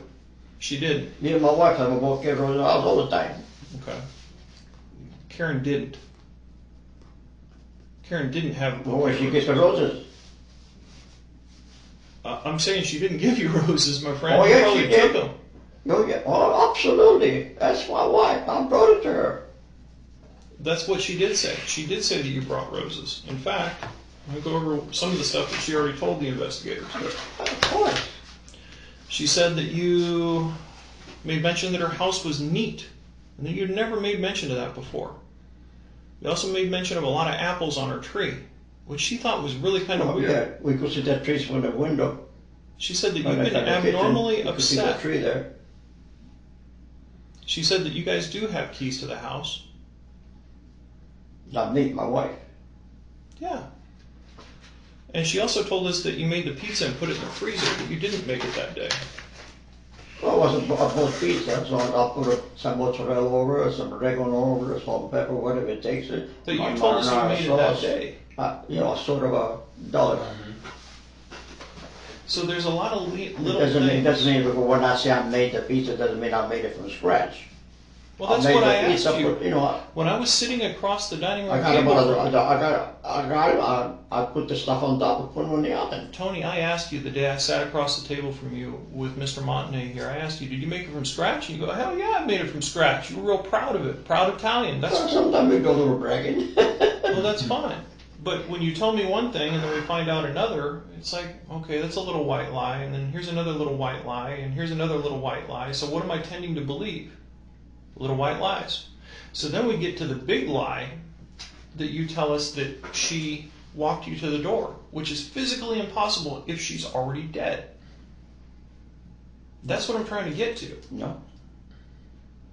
But Tony, she's already dead. The detective just used the phrase little white lies and listed 3 of them. The pizza he didn't make from scratch, the story about Karen's house being neat, the white car, each one tiny, each one provable. He's not pointing them out because they matter individually. He's pointing them out because a man who tells small lies to throw off small details is the same man who will tell a big lie to cover a big one. I don't care what you think about that thing. Is very dead. She was not dead, walking me through the door. She died at 3:28 in the afternoon. You left at 3:33 in the afternoon. If I do my math correctly, that's 5 minutes. Did it take you 5 minutes to get from the front door of that house to your car and move your car? Well, we could have had a little conversation on the kitchen. That's not what I asked, Tony. From the front door of her house, at the time you left, did it take you 5 minutes to get to from the front door of her house to your car and leave? No, I don't think it will take that long. I don't think so either. No. So that makes me wonder even more. Why is Tony responsible for this? Here's one of my concerns, Tony. You are 90 years old. Mm-hmm. You've been around and you've seen a lot. I truly don't know who you are. I don't know what you're capable of. Here's why I say that. You've been around longer than a lot of our systems maintain records. I don't know what type of contact you've ever had with the police, if anything. I knew a lot of police about him. I used to know the Blackboard, the chief, you know. Mm-hmm. I did parties for him and whatever, but... Yeah. I saw that you had a concealed weapons permit back in the early 60s. Had one up until 1970 something, 77, something like that, when you were a grocer. That's what the paperwork showed. But I can't tell what happened before that. Because it's so long ago, it's not even recorded. So I'm concerned about your history. I'm concerned about a lot of things. I'm concerned about the fact that Karen's dead and you were at the house when it happened. And you put me responsible for it. I don't put anybody responsible for anything. I just document facts. Do I believe in my heart of hearts that you're responsible for it? Yeah, I do. You're wrong. It's happened. It has You're happened. 100% wrong, my friend. I don't excuse me to say my friend. At this moment, we're just... Tony, we're just trying to get to the bottom of stuff. I'm not trying to be disrespectful. Well, but I understand. I tell you this. She's dead. Yeah, you bet. She was dead that day. You left 5 minutes after, 7 minutes after. She was already dead. Which I can't explain, and neither can you. No. That's the problem we have. So I know that she came to the door with me. That I know for a fact. Between there, I have no idea. How has Adele been this past week? Huh? How has Adele been this past week? Pretty shocked. Pretty shocked. Like us, like me. She's been your wife for 8 years. What do you think she's going to say when she finds out? I have no idea. I have no idea. Tony, she's going to be told, ultimately, that you've been arrested for murdering her daughter. What do you think she's going to say? How can I answer that? I've never been in this situation in my lifetime. What do you think she's going to say? I have no idea. What's she going to say? She going to agree? I don't know. She going to believe it? I don't think so she's going to believe it. Not me. I don't think so. She was never going to believe I did things I told Adele. To Adele, not Adele. To Karen.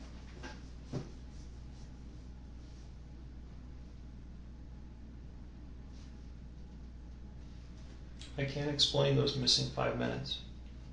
I can't. And because I can't... And I don't have an answer. That's the main problem here. I'll be completely honest with you. That is the hugest problem in the world. Because you can't explain it. No. And I can't explain it. So, given the fact that neither of us can explain it, you have to go with the most plausible answer. And the most plausible answer to the situation at hand is you're responsible for her death. No way. No way. But you're there. You're physically there. I don't know what happened, Tony. Maybe she said something horrible to you. Maybe she said, I want you. I don't know. She never did that. She might not. I mean, that she wasn't even too much about talking. But, Tony, the problem is you're there. You're physically there. According to your, what you call it. I'm not making it up. I'm going on the data. I am not saying that you are. So what happened there, Tony? I don't know. I'm telling you just what happened when I was there. We're at the beach. We look at the tree over there from the kitchen door. Time to go. She told about her friend coming over. So we were talking and that's about it. And so she brought me to, we went to the door. I went out the door and that's it. And she gave me the 2 roses. She told, after I was at the door, she told me, wait. She walked in or whatever she went to pick up 2 roses. But Tony, then staging everything to make it look like it was a suicide, that just shows kind of malice. It shows... I don't know what to tell you. I don't know what to tell you. Believe me. Never in the world. Never. I would do a thing like that. Are your fingerprints or your DNA going to be on that knife? Did you touch that knife, Tony? Did I touch what? The knife that was in her hand. No. No. I didn't see a knife.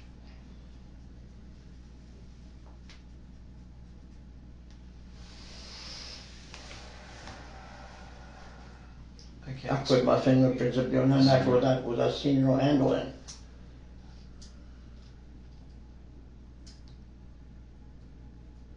I can't help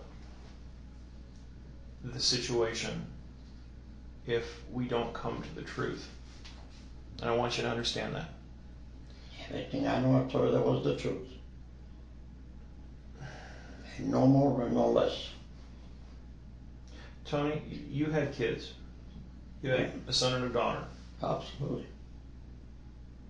How did you feel when your kids lied to you and you knew they were lying?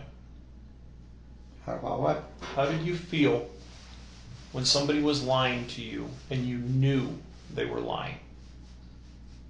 How did it make you feel? I would have to ask them an explanation why lying. Okay. Sit at the table, talk about and why you have to lie about the situation. Okay. That's what I'm going to ask you. I'm going to sit at the table just like we're saying. I'm going to ask you why you're lying. I'm not lying. If your kids were in that same chair that you're in, and you were me, and you knew that they lied, just like I know that you've lied about the time that you were there, and you responded in that manner, would that be okay with you, or would you be upset? I would need an explanation.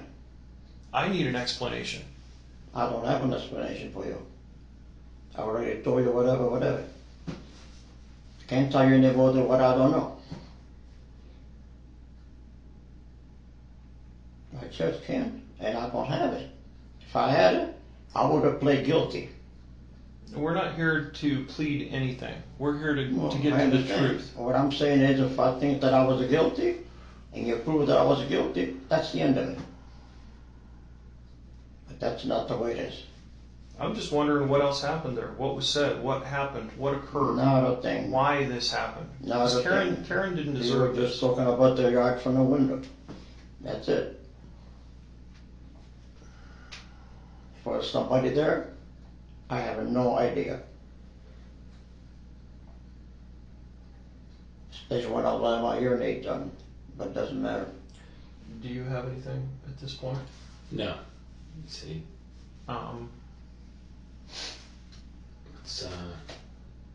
Let's take Take 5. yeah. Tony, I want you to understand something. I don't. The whole situation is dependent upon the video that shows your car there. Oh, of course, better be. And this data that's on this little Fitbit thing. The times we've made absolutely sure, because, you know, at first I was like, I can't believe 90-year-old Tony could be responsible for this. You're right. I went so far as to make sure the data from this, or the time on this, was absolutely accurate. And it was, beyond a shadow of a doubt. It was hooked up to the internet. I also learned that the camera system that it was taken from is also based on the same internet. So the time periods, the timing is exactly the same. Which proves beyond a doubt in my mind that you were present when she was already dead. Yeah. Yeah. Well, I have to shake my head and say yes. Well, you do, but I have to shake my head and say no. Because that's not true. That is not true. She So, walked to the door when I left. I didn't drag her over there or whatever. She no, I walked don't her think own you did. feet. I don't think you did. I don't think you drug her anywhere. I don't think she ever made it to the door when you left. Yes, she did. She brought me the flowers. 2 roses.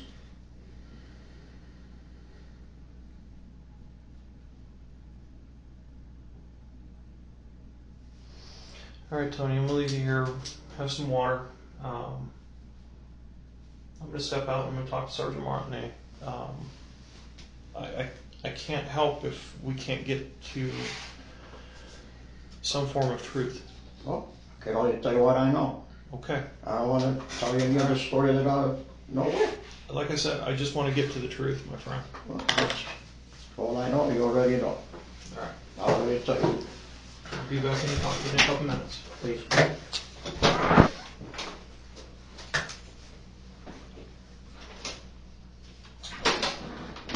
We're about halfway through this interrogation, and we haven't even gotten to the worst evidence yet.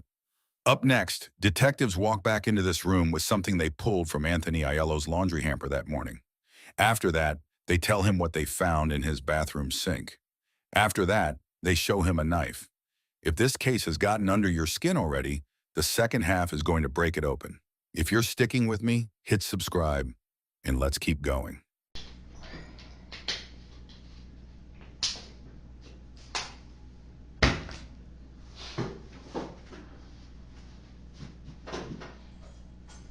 No way. Can I go do that? Oh my gosh.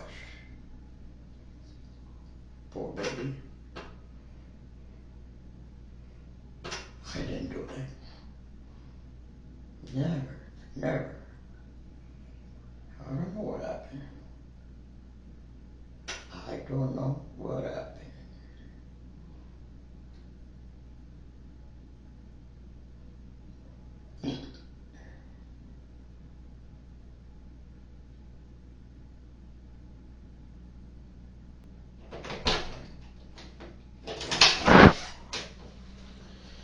Drew, come in. Tony, how you doing?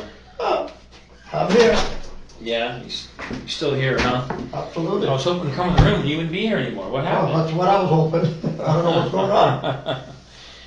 Well, I mean, Tony, you got to look at. Back up. The hardest part for our job is bringing closure to people.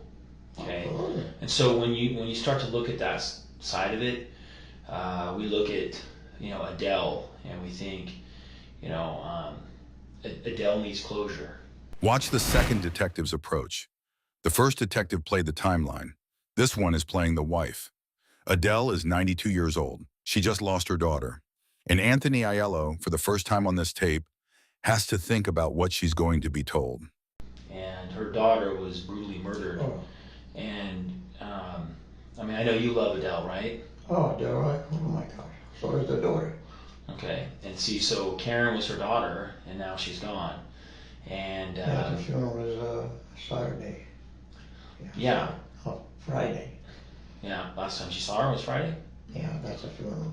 Yeah. It's coming up on Friday, right? Huh? When is her funeral?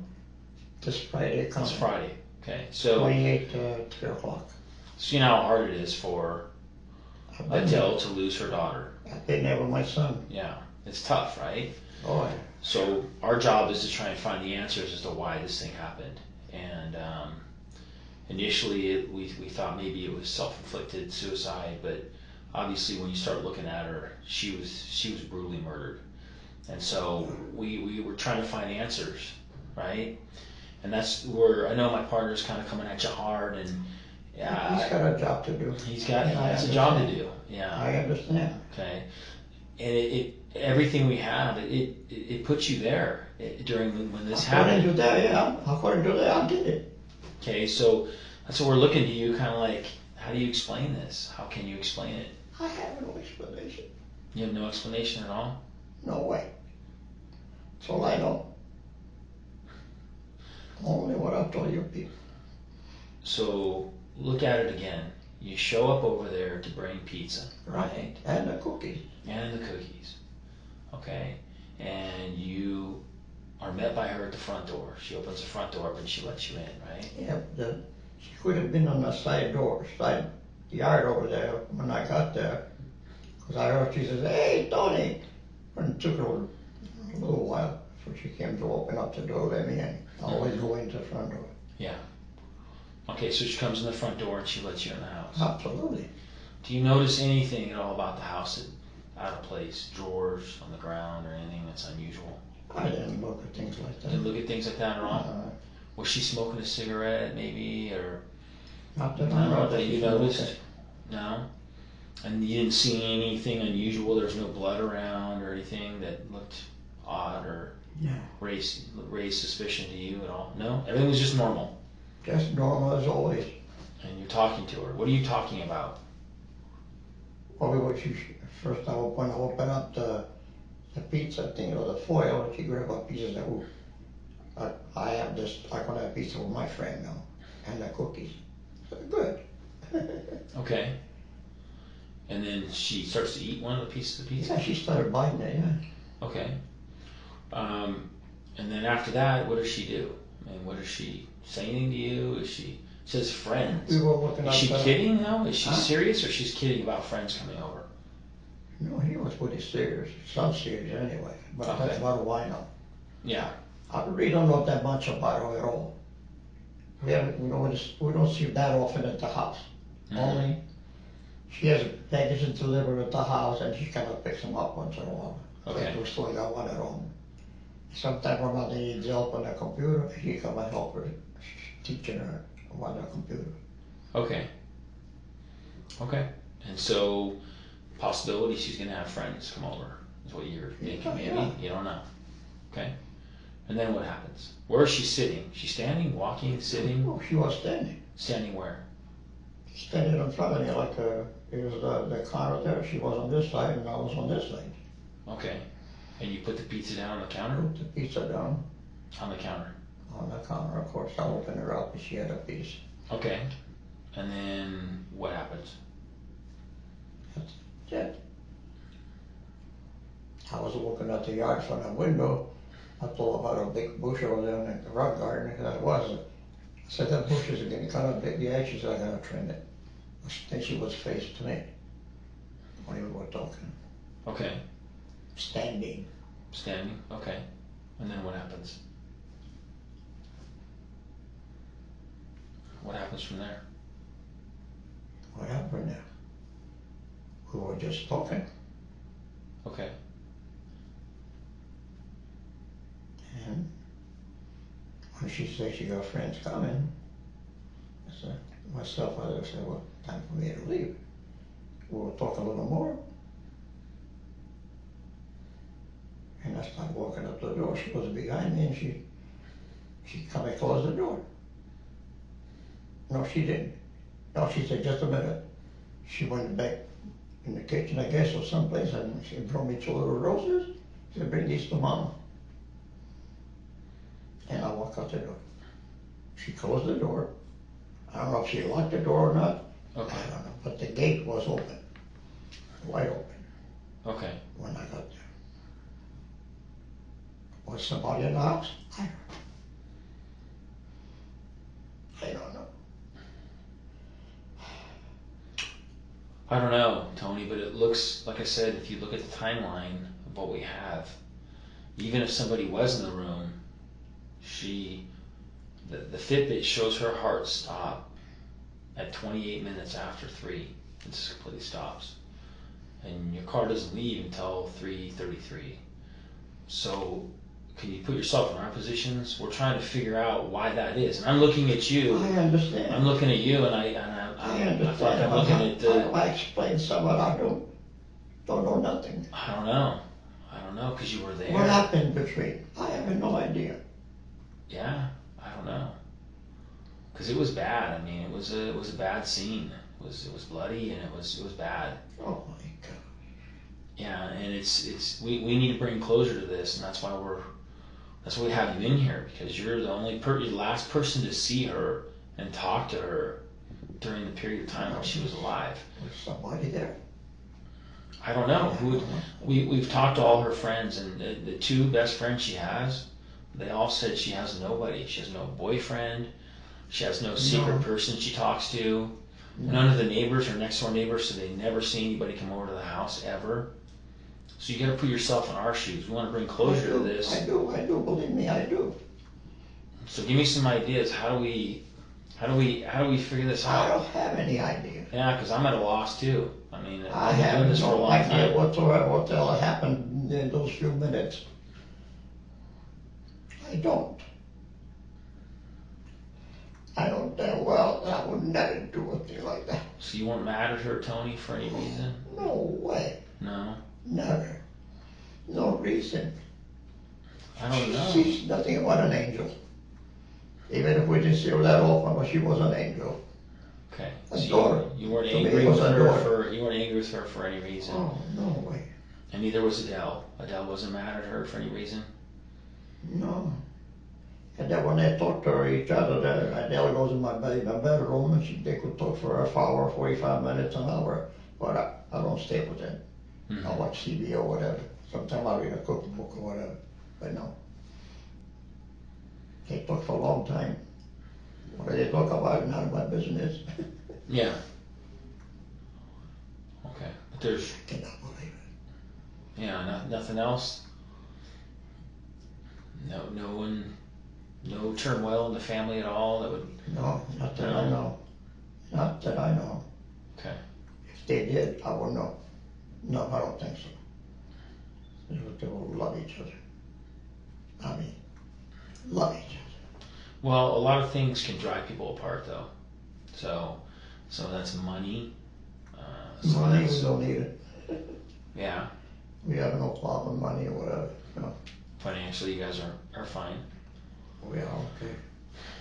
Okay. Well, we need to bring some closure to this, and like I said, it's. I didn't even want to have to do this interview, Tony, because when I first talked to you on that first day, everything seemed fine. But I got to tell you, everything that we have, Everything's against me. Well, it looks that way, yeah. Everything's does. against me for what I hear. Well, you brought the pizza over there, and the pizza's still there, and that seems to be the last thing she was doing was eating pizza. That's what you said she was doing. Well, I haven't been there since I brought the pizza. Okay. Since you walked me out the door. That's all. That's all. What happened between them? I didn't see anybody. I didn't hear anybody. It could have been somebody there. I didn't have my hearing aids on or watch or anything like that. But I did what I always do. You didn't see any strange cars out there or anything? No, when I made a turn on the corner, there was some guy with the hood on, those guys always got those things, I don't know what you call it. Coming up this way, but that's not the first time I see people do like that. What'd you say, with the camera? Huh? What'd you say? You said I made her turn on the camera? What camera? No, I just say camera. Oh, When I made a turn for me to go home, for you to go home. right, you know, Noble, there was a guy about halfway, close to the school over there. That's about it. It's not that distorted about it. With the hood on. But I see a lot of those. They go around walking. It's called a hoodie. He just brought up a hooded figure walking near the school. Out of nowhere, unprompted. He has spent 2 hours insisting he doesn't know anything, didn't see anything, doesn't have an answer. And now suddenly, there's a stranger in a hoodie near the corner. People who are telling the truth don't introduce mystery characters at hour 2. Huh? The hoodies? How they have a hoodie up? Yeah, They call it a hoodie. Cool. Yeah, hoodie. Yeah. But a lot of people have those on. Yeah. Don't mean nothing. People walking all the time all over there. Around the house, in the corner, library, at the park. They go feed the ducks and the geese over there. You ever call Karen on her cell phone? Hey, no. No. Always just by the house phone? Well, only, no, I never did. Her mother does. Adele does, right? When I'm gonna bring her something away, her mother calls it, Tony's coming over. Yeah. That's it. Is Adele pretty upset? Huh? Is she upset? Adele. When she calls her, No. Right now, is she pretty upset? well, she must be, no question about it. Okay. Sure. What does she tell you? What I haven't talked to her since I left this morning. Mm-hmm. But I mean, before that. Before that, Yesterday, the day before, did you guys talk about this at all? oh, we cry all the time. Cry all the time. We just hug each other. What did she think happened? Never said anything. Never thought of anything. This morning, I was supposed to go over there, water the lawn and the garden in the back, and they'll call somebody and say, as long as you don't go into the house, you can go in the backyard and water or whatever. So that's what I was going to do today. Never got to. Okay. You got the mail though, right? I went over there yesterday, pick up the bill, but they just a little brochure, no mail. No. I don't know what that mail is. Do you? Well, it must be some mail. There's some mail Days. inside the house, yeah. Yeah, we put some in the house. You know, 'cause she wants to check and see if they need due bills to pay them or whatever. But what can I say? So meantime, I'm guilty for some health into it. No way. No. No way.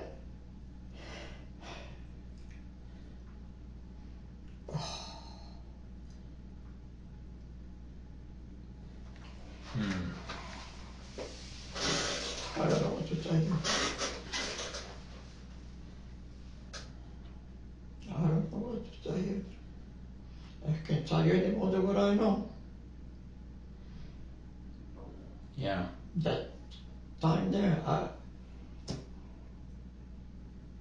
don't know. I have no answer.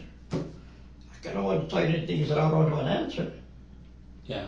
That I don't know, or whatever.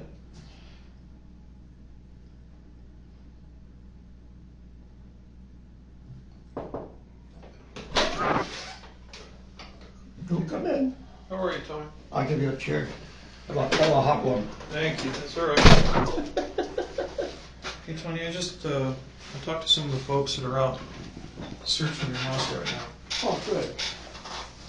They found some stuff that was kind of concerning. This is the moment. The detectives have been letting another team work in parallel. A search warrant at Aiello's house on Miss Circle. They've been waiting for that team to find something. They just did. You have a clothes hamper there. Huh? You have a clothes hamper at the house. Hamper? Clothes hamper, where you put dirty clothes? Oh, yeah. Yeah. They found a shirt real similar to the one that you're wearing now, except it doesn't have as many stripes in it. It's got blood all over the front of it. It's this one here. No. Yeah, that's your shirt in your house. Here's the other problem. In that same hamper, there's another white t-shirt Looks like the same T-shirt that you're wearing there. Yeah. That you're wearing right now. V-shape. See those blood spots on the front? They've already tested it. They already tested That's it. a blood spot there. Yeah, they already tested it, and they said it came back as blood. How did that get there? Tony, that's your shirt. It's the same T-shirt that I can see peeking out over the top of your... I have no idea. That's her blood? My blood or what? That is blood. It's Whose blood on the blood? shirt. Whose blood is it? That's what we're going to find out. So here's why I'm asking you A a lot of very times- important question. A lot of times I get cut and chopped and all that. Yeah, Tony, I get that, because I Not get the after same anybody. way. But here's the problem, Tony. These are little teeny tiny spots all over the shirt. This shirt apparently has the same spots on the front. Now, given what we know, and given the splatter that we saw, I don't think you've seen these yet, because this just came in hot off the press. Those spot patterns are probably the same spot patterns that we see at the scene. Now, here's what's going to happen, and I want to make sure that you understand this. These blood spots on these shirt, they tested presumptive positive, by the way. They're going to be compared at the Santa Clara County Crime Lab. There was blood taken from your stepdaughter. Mm-hmm. They're going to compare the blood on that T-shirt with your stepdaughter's. And here's what's going to happen, and I want you to understand this. Because these people are really freaking smart, okay? They have more degrees than I have fingers and toes. They're probably going to come back and say, this blood looks like Karen's. I would venture a guess, based on what I know. But here's your story, and I want you to understand this. I don't know what happened. She walked me to the door. But yet there's a T-shirt in your clothes hamper, your dirty clothes basket, that's got her blood on it. How are you going to explain that? Don't shake your head. You got to tell me. I can't tell you. I don't know how to tell you. I don't know what to tell you. I don't got blood in my T-shirt. Tell me the truth. Tell me what happened, That's the because that's truth. going to come back. That's not fine yours. and dandy.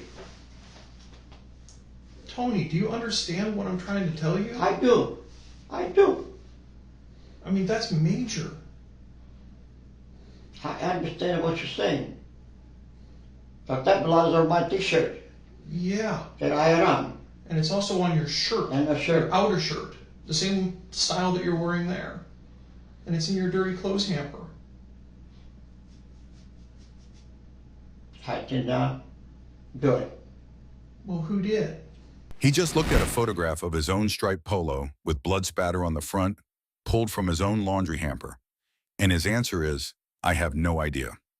Then the detective shows him a second shirt, the white tank top he's literally wearing right now under his polo. Also bloody. I have no idea. Same answer. The phrase is no longer a deflection. It's a wall. How do I? Tony, are you trying to protect someone? I mean, No, I'm not trying to protect anybody. Is I'm it- saying, is I'm it- saying the truth. Is Adele involved? Del? Is she What? involved in this? No. Was she with you in the No, of house? course not. I went alone. She could only Tony, walk. like I said, then you need to help us here. I mean, everything we are getting now is pointing towards you. I could see that. I know, and you're not stupid. You're actually pretty smart, and you get it. How you can't even explain this. You can't explain it. You're gonna bring no closure to this at all. Did you guys have a fight and you just got mad at her and that was it? Never. Never like a man or never a And Tony, fight. how do you explain Never all this stuff? misunderstanding either. How do you explain this? I have no idea.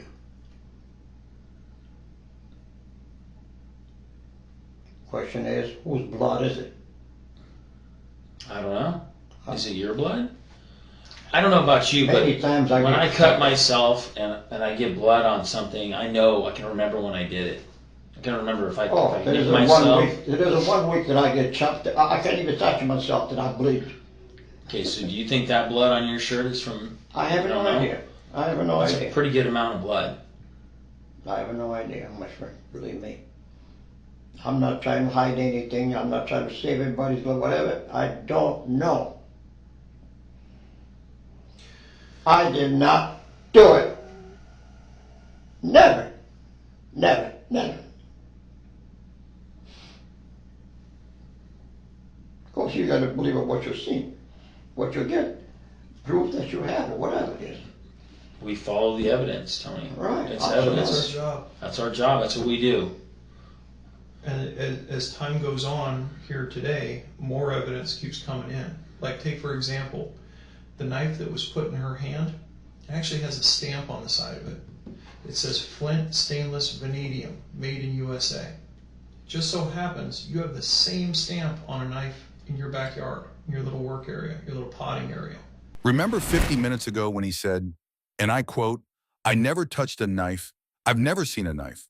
The knife placed in Karen's hand to make it look like suicide has a brand stamp.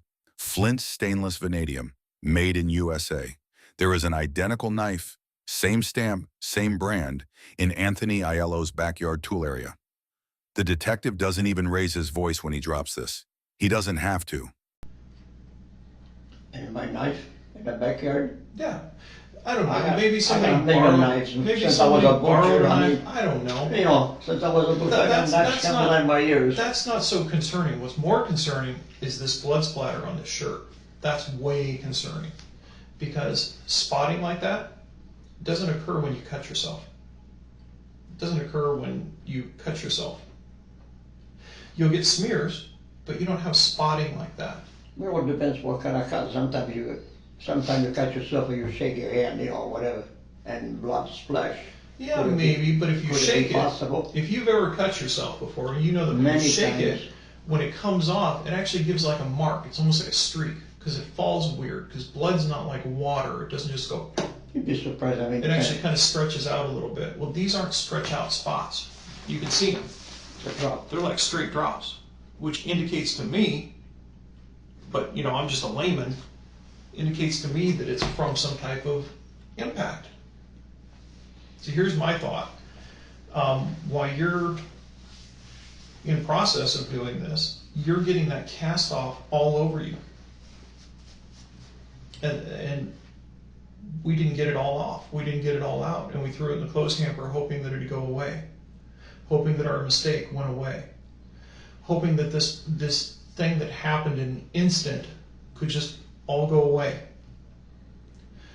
But it's not going to go away. And here's why it's not going to go away. Because you're not being honest. Yeah, I am. I am. Many times I've cut myself, then I'm shaking my hand, and now they'll have to pitch me up. So it's times. enough to cover both? I'm so easy bleeding since I got this blood situation. Oh, I get it. Yeah. Because I know people on the Well, blood I can't thinners. I touch get it. anything. Maybe if I go that way and hit the nub door over there, Mm-hmm. I scratch it, I'm bleeding. Right now. I'm surprised that this hasn't happened yet. Dude, I don't know what to tell you, Tony. I really don't know what to tell you. I would have a better understanding if this was just a freak. Maybe something happened. Maybe you guys got in a heated argument. Maybe there was something that went crazy. I don't know. But the thing is, you're not telling me. You keep saying, I don't remember. I don't know how it would have happened. No, we had no argument whatsoever. Never. Well, then what the hell Neither with happened? her, neither with my wife, or anybody, as far as that goes. So then what happened, Tony? I don't know. You were there? Well, according to that, I was there. According to... According to what you told me. Absolutely. Absolutely you were there. According to You the were there timing when or she whatever. died. Absolutely you were. Here, I'll even show you on this. Where's that one? Is that right? Yeah. Hmm? Do you have your glasses? Yeah. I want you to look at something here real quick. I'm just going to share this with you. I don't have to, but I'm going to. Okay. This is... You see what that says? Can you read that? Fitbit. Fitbit. Okay. What's a Fitbit? You know what? I'll be right back. Give me 2 seconds. I'm Sure. gonna solve that question. What's a Fitbit? So a Fitbit is, it looks like a watch. Uh-huh. you know, like almost like an iWatch, the Apple Watches or whatever. Yeah. And you wear it, and it registers like your pulse, your heartbeat. Oh, that's what I need. Yeah, when you sleep, when you walk, how many footsteps you take, and it's really accurate. In fact, the timeline of it's very accurate. So basically, you sync it with your phone, and then your phone can also show location, all kinds of things. Yeah. Tracks your sleeping pattern, tells you when you have REM sleep, when you're not sleeping well. And so Karen was wearing a Fitbit when she was murdered. So it tells us the exact time when her heart stopped beating. Are those things perfect? The timelines are very accurate. Yeah, right? Yeah. I've never heard of it anyway. Yeah, I think I got one maybe a couple of years ago. Oh, did you? Yeah. But they're very accurate.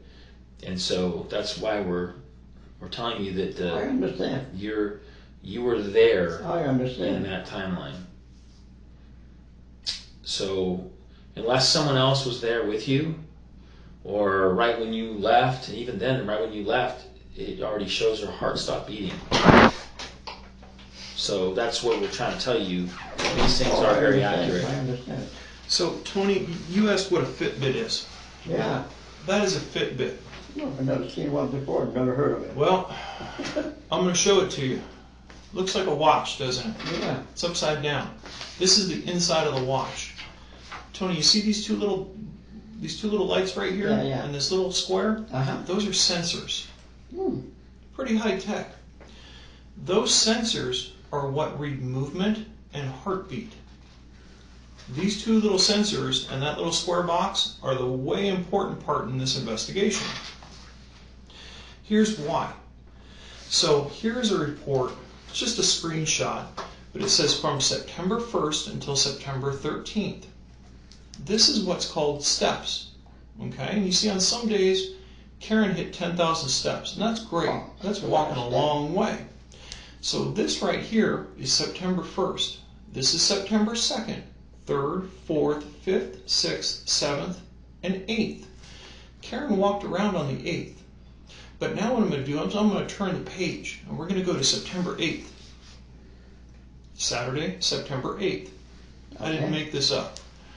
So these are steps, okay? These indicate right around midnight she's still walking around. But you see that there's nothing here, which indicates that she's probably sleeping. Here she's getting some more steps. She's probably walking around the house. Maybe she got up to use the restroom. I think that's what you got to do. Whatever. All the way up 8 a.m., 12 p.m., so now we're right about noontime. And then as you keep going on, there's a little bit of walking around, and all of a sudden it drops off. And from here on out, there's nothing. If you look at this real close, this is 12, this is 4. So you would figure 1 o'clock's probably in there somewhere, 2 o'clock's probably in there somewhere, 3 o'clock's probably in there somewhere. But the problem is there's nothing after 3 o'clock. Very little. Very little. In fact, you can see that little thing. It's so small I can barely see it even with my glasses off. I see it. So then it gets back to what time you were there. Your car is in the driveway. Yeah, of course. So as this shows, there's nothing after that because she's completely motionless. She's still because these are her steps. So the way it works is when I walk... She had taken it off?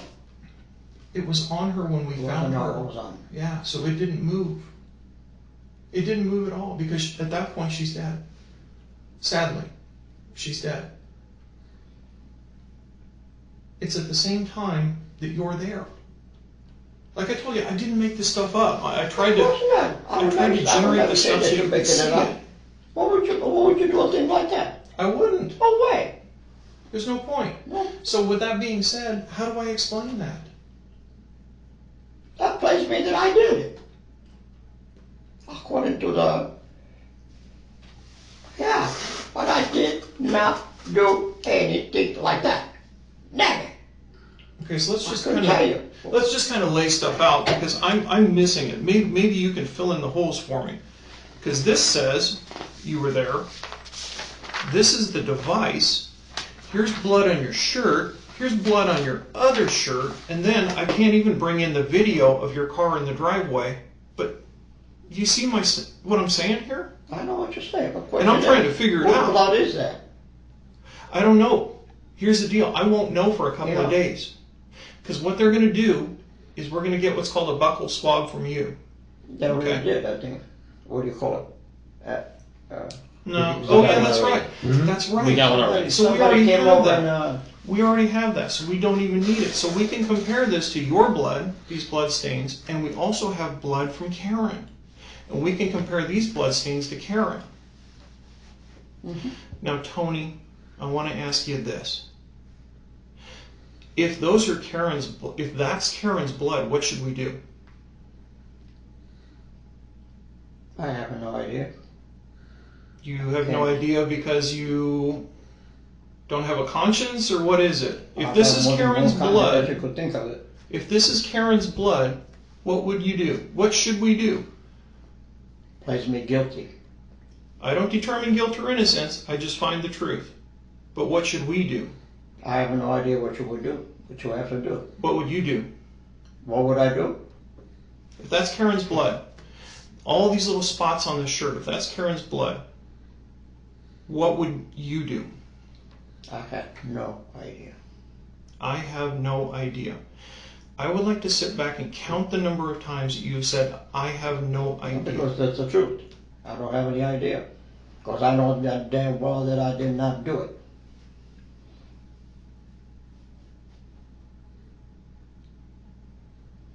If you didn't do it, who did? What a question. How can I answer that? How do I know? According to that, it plays me that I was there. Tony, you said that you were, earlier, you had said that you were financially pretty stable, is that correct? Yeah. Okay. Is it true or not true that back in 2016 you were denied for an equity loan? Is that true or not true? Come again? Were you denied for a home equity loan in 2016? Yeah, because we requested too much. New information. For 2 hours, Aiello has described himself as a comfortable retired family man. The detective just pulled a 2016 bank record, a denied home equity loan, denied specifically because Aiello was carrying too much debt against his income. The detective doesn't say motive out loud. He doesn't have to. Karen owned her home, free and clear, inherited from her grandmother. You're requesting too much because you owed too much. Yeah, that's right. That was according to my income. I wouldn't be able to cover the payments out of it. Mm-hmm. That's how that works. So you saying that you are financially stable is not necessarily totally truthful, is that correct? What do you mean? I'll say it again for you. By you saying that you were financially stable, that's not necessarily true, is it? Well, we managed pretty well without any problem. We have pretty good income, both of us. Are you financially stable? Oh yeah.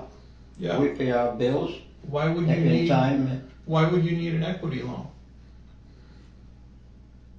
What's good to have it? Yeah, but so is a whole fleet of shoes or 15,000 suits. Everything's good to have. Well, But if you whatever- don't need debt, why are you whatever taking ones it? have many shoes, that's okay too. I had a lot of good shoes. In fact, I just got rid of it, gave it to the Goodwill. But we're talking about money here, and you don't Yeah. want to take on more debt than you can pay. So why would you take on an equity loan, or at least try to apply for one? Well, that wasn't me and Adele, we did it. But that doesn't answer my question, why? Why? Because we had my loan was higher than when the one paid off, and I believe they said the bank suggested to get an equity loan to make a lower payment. So I think we took $100,000 payment, and the loan was $70,000, I believe, Okay. and the payment went down for the bit. But we didn't need no money. We will manage pretty well, no problem. Was Karen going to co-sign to help you guys out or no? No, Karen, no. No? She didn't know anything about our situation, just me and my wife. Does Karen own her house? Does she own that? I have no idea. You don't know? I think her grandmother gave it to her when they passed away. Okay. According to Adele, I think, but I'm not sure. Hey Tony, do you have kind of an area that you hang out in at your house? In the kitchen. Not necessarily the kitchen. You know what a man cave is? Kind of a place where the guy hangs out, the man of the house hangs out. Our room, watch TV, and backyard, and the game room. Your game room. Do you have like a? Do you have a bar in your game room? There's a bar there, yeah. You have Use them anywhere. Do you have a sink in that bar? No. No. How many sinks do you have in your house? 2. 2. Where are In they? the kitchen.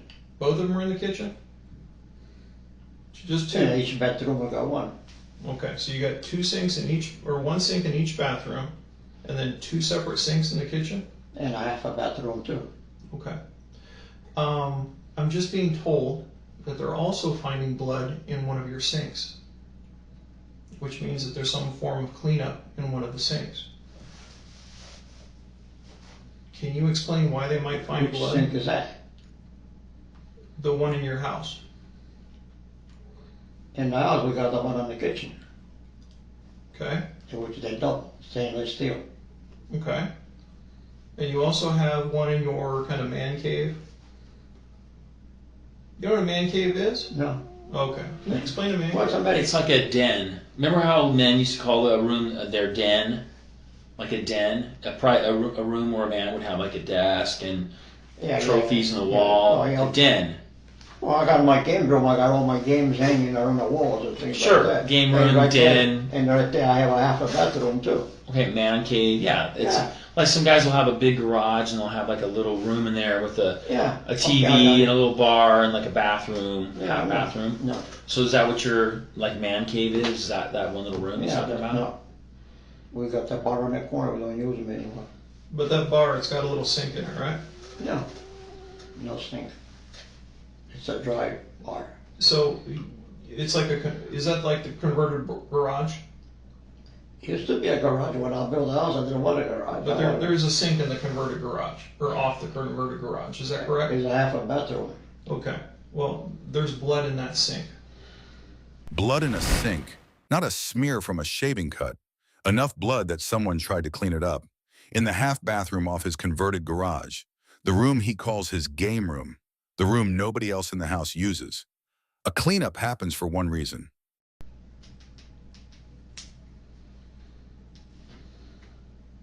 Help me, Tony. Yeah. Dude, Did you go hunting recently where you gutted some No, I haven't hunted some in a while. birds? Okay. No. Tony, it's kind of I odd. You found gotta, myself many times, but okay, Tony, put yourself in our shoes right now. I understand. I mean, we have all this stuff now starting to pile up, and you're denying everything. And there's no explanation for any of it. We're just trying to figure it out. We want to bring closure to this for Adele. Did you do something that you need to tell us about? No. Okay, why are we now finding blood in a little sink like that? Whose blood is it? I don't know. I But cut we're gonna myself test many it. times. I don't wash myself. If there was blood in my house on a sink, I would come home and go, honey, whose blood is this? I'd be asking, I would know. It's my house. Just like when people say, oh, I don't know who borrowed my car. How do you not know who borrows your car? Look, I'm saying, Like I said- how do you not know whose blood that like I is? said, many times I cut myself before I blink an eye, and I go wash myself to it. I've cut myself And too. many times my wife patches Tony. me up. I know, but a little bit of blood versus like blood we're finding in the sink, is it a significant amount of blood? Well, whose blood is yeah, it? it's enough. Okay, Whose blood is it? I don't know. Well, But so- we're asking you, hoping that you'll It's be my able own to tell blood. us. If it's my own blood, what's the matter with me washing this? Okay, bleeding? either it is or it isn't though. It's left in there. Did you cut yourself today? Was it- Today, no. Today I've been here. Okay. Well, in the morning. I mean, you haven't been here since midnight last night, right? You've been here since what? What time? 11? Well, since 10:30? 11? 10:30, 11, somewhere in there. Okay. So yesterday when you were gardening, did you cut yourself and go in and wash your hands and leave some blood in the sink? Not that I know. Not that you know of. Okay. Could have been many. Well, don't get me wrong, we're just trying to could have figure been this many out. days in there before Yeah. that. You're kind of deflecting everything like I don't know, but A lot it's, of times I shot myself. this is significant stuff to say. I don't know. I I don't know anything about that. you at some point you got to know something about this stuff. It's your house, okay? That's all we're asking you for is to tell us. At least once a week, I'm bleeding somewhere. I can't touch anything, and as soon as I stretch myself, I'm bleeding. I'll go wash it. I got alcohol up there, whatever, and then Adele, if it's better off, she pitches me out. That happened many, many times. Right now, my bodies are very thin. Yeah, we understand that. So I don't know whose blood it is. It has to be my blood and nobody else's blood. Okay. That's all. And if we were to test it and it comes back to be Karen's blood, then what do we say? It's not going to happen. You don't think it's going to be hers? And this won't be her blood here on your shirt either. You're not as emphatic about that one. Is that going to be Karen's blood? No, I don't think so. You don't think so? No. What would it be? That's an interesting thing to say. I have no reason. There's no reason to have a blood in my shirt. Well, Tony, that's an interesting thing to say. I don't think so. Versus, Well, what else hell can I no. say? You can say, hell no, that's not my blood. Or that's not her blood. Well, I did say that before. That's what a normal person would say if they knew that they cut themselves Well, and it was on their shirt and they put it in the clothes hamper. Because Well, I'm most sorry that people, I said that way, but I meant that it's not my blood. It's not. That's it.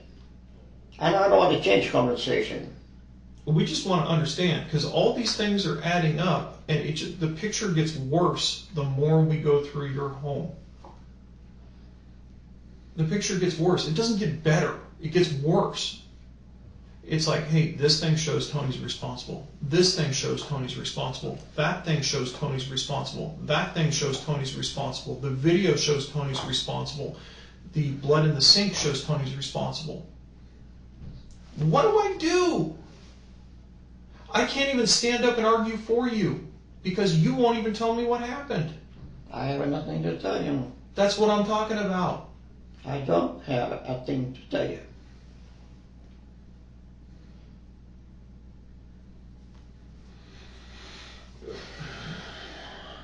Tony, where are the cookies? Where are the biscotti?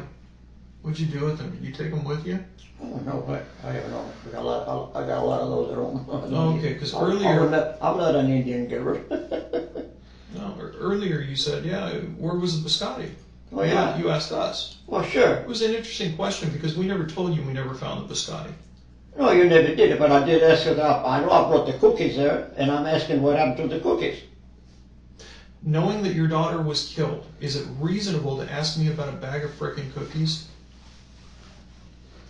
Well, there will be an evidence if somebody grab it and take it.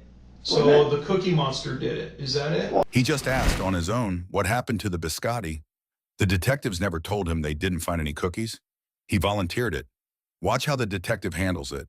So the Cookie Monster did it. Is that it? That line cuts harder than any shouted accusation in this entire interrogation. Because what the detective is really saying is, the only person who could possibly know the cookies aren't there is the person who took them with him. Well, I don't know about the Cookie Monster, but, you know. I'm just trying I to know I figure this brought the out. cookies, I put them in the corner. So was Karen murdered over a bag of biscotti? I don't know. What do you want me to say? I don't know. I know I wasn't there. I know they were there. I know I brought them there. And I don't take them back. I would never do that. Why would I take the cookies? That's not the first time I bring the cookies. But Tony, Or lasagna, or pasta, spaghetti, or meatballs, or whatever you. Many times. did you tell Adele what happened? Tell her what? Did you tell her about all this? Did you tell her what happened? Did I tell her? I haven't seen Adele. You've seen Adele. You saw her this morning. Does Adele know that you were responsible for this? No. What should she know? I don't know. Maybe you had to sit down heart to heart with her and told her you were sorry. I don't know. Crazier How things can have I go happened. tell her things like that I'm not? I don't know. Can I put myself on that spot that I didn't do? Because Tony, there's so many little white lies and so many non. Well, to you, they're lies. Would you agree that a lot of them look like lies? Would you agree? Well, yeah. That's what I can't grasp because a lot of these things do look like lies, and you see what I'm dealing with. Of course. I do. I'm trying to work through this and figure out. Okay, he says he doesn't know about. All right, we'll move on to the next. He says he doesn't know about this one. All right, we'll move on to the next Well, one. if I don't, I don't. That's all let's do it. But Tony, I cannot tell you something I don't know and tell you a lie. okay, well, answer me this. These blood spots on your shirt, do you have any cuts on you right now? No, not today. Well, they don't heal overnight. No, they don't. So That's true. do you have any cuts on you today? I'm not seeing any. No, not yet. Not yet. You're not going to cut yourself, are you? Well, it all depends what I'm going to do in the backyard, or do trimmings, or cutting, or whatever. Okay. Or cut meat, or breaded meat, or what do I do? Okay. Trimming meat. Do you have any cuts on your Or body? if I right grab now? it, if I go pick some lemons on the tree, they got a lot of, what's it called, I'd really get poked. Before you know, I'm bleeding. Do you have any cuts on your body right now? No, Nothing. not that I know. Not that you know of. Do you Oh yeah, I mean, I don't have any blood bleeding.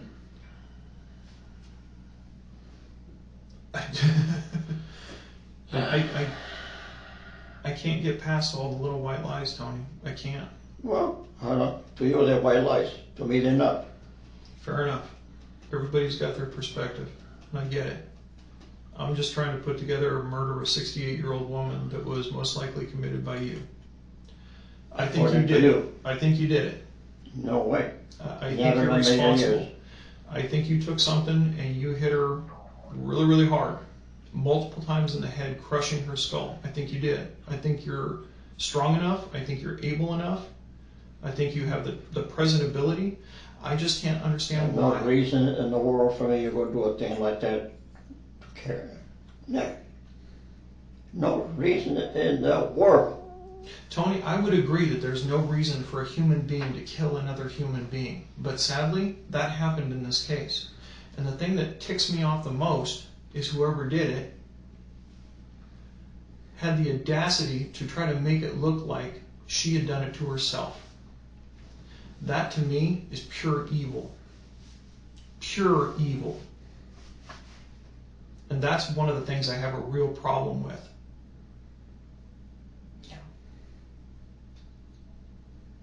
That's the major issue I have with this whole thing. I understand the way you feel about it and what you have, but I did not do anything.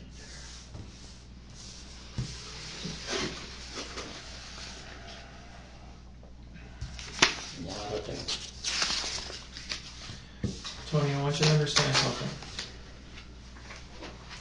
You are going to be booked into the Santa Clara County Jail as a prisoner.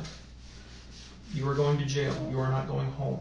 Oh my God, are you kidding me? This is the sentence Anthony Aiello has been avoiding for 3 hours. You are going to jail tonight. Watch his face, watch his hands, and watch what he asks for next. I am serious as I can be. You are going to jail tonight. No. So, what I'm going to do is I'm going to fill out some paperwork. And at some point in time, once we can get a patrolman over here, we're going to have you transported over and booked into the Santa Clara County Jail. You're going to be booked for homicide, for murder. You are kidding. Look at my face. Do I'm you looking think at I'm your kidding? face. You're going to jail tonight.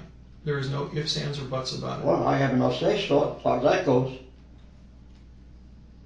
That's correct. I'm here. The reason why you're going to jail is because there is no explanation for all these things. All these things that point to you being responsible. But you haven't tested that if it's our blood or not. We have what's called probable cause, Tony, and that probable cause is a set of facts of circumstances or circumstances that lead me to believe that you're responsible for the murder of Karen Navarro. I think you caved her head in. I do. I think you did some really evil stuff. No way. I'm not that kind of a man whatsoever. That even crosses my mind and things like that. Sadly, a human can do a lot of crazy things. Not this kid. Not this kid. All right, I'm a Tony. lovable man. Family man. What do you think, son? Okay. Okay. Wrong boat. Just hang out here, bud. Yeah. to talk to my wife?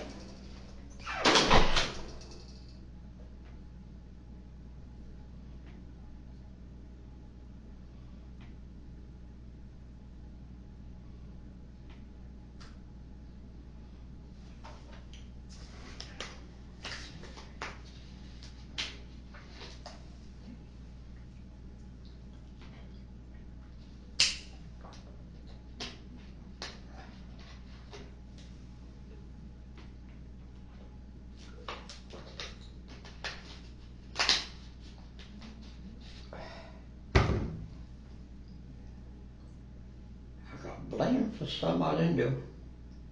How did that happen? This is 6 full minutes of Anthony Aiello alone in an interrogation room with no detective in front of him talking to himself. He doesn't know where the cameras are. He doesn't know what's being recorded. And he is workshopping out loud a new piece of his story. Listen carefully. He's about to invent something that, for 3 solid hours, never existed in any version of his account. I have no idea.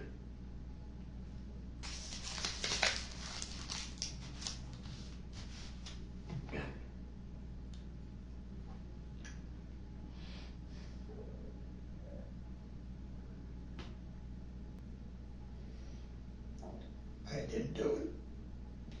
I did not do it. Not me. No. Who in the hell was in the house? I don't know. There's somebody on the other side of the house. Somebody outside. I did sit in the car for a while. You know what? I did sit in the car for a while after I came out of the house to catch my breath. I was short of breath. I remember now. Yes, I did. Yes, I did. I stayed in the car. I don't know for long, but I did. Yeah, I did. I sit in the car, catch my breath.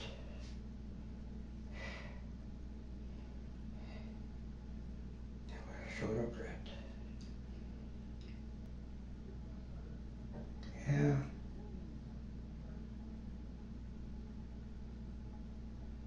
I went outside. I sit in the car, trying to catch my breath. Yeah. I don't know how long.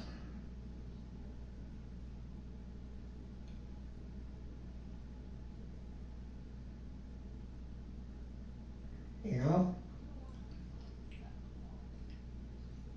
I remember some that I went outside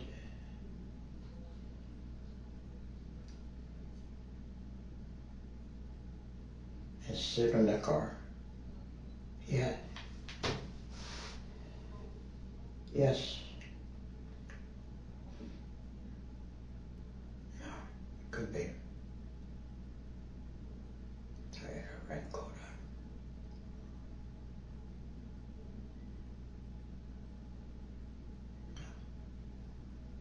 No.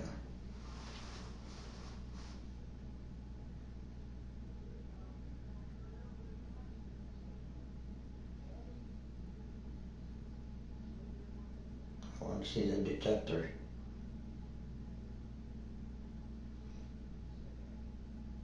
I remember some. Came out of the door.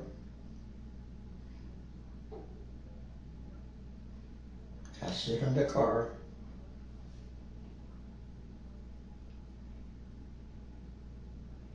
Because I was short of breath. Short of breath.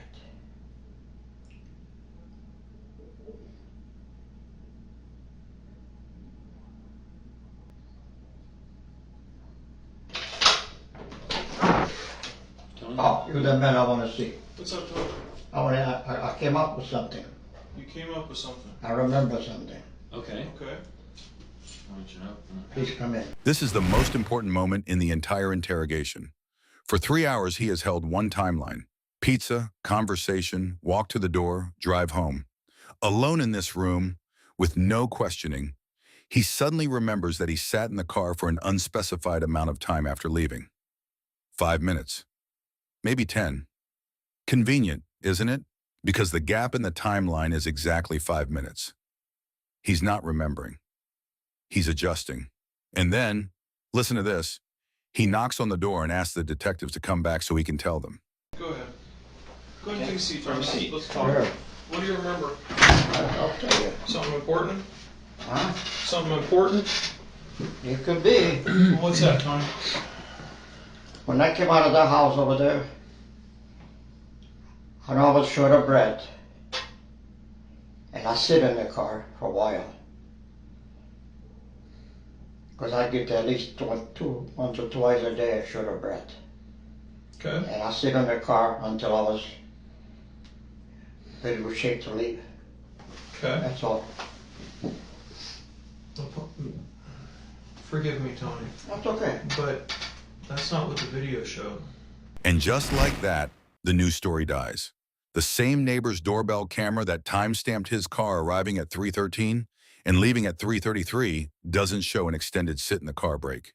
It just shows him there, and then it shows him gone. Doorbell cameras don't lie. The car arrived, the car left. There is no in-between. The video didn't show you going to the car and sitting there for a while. No? No. Which video is that? The video from down the street. Tony, I did. Tony, as I explained to you, sir,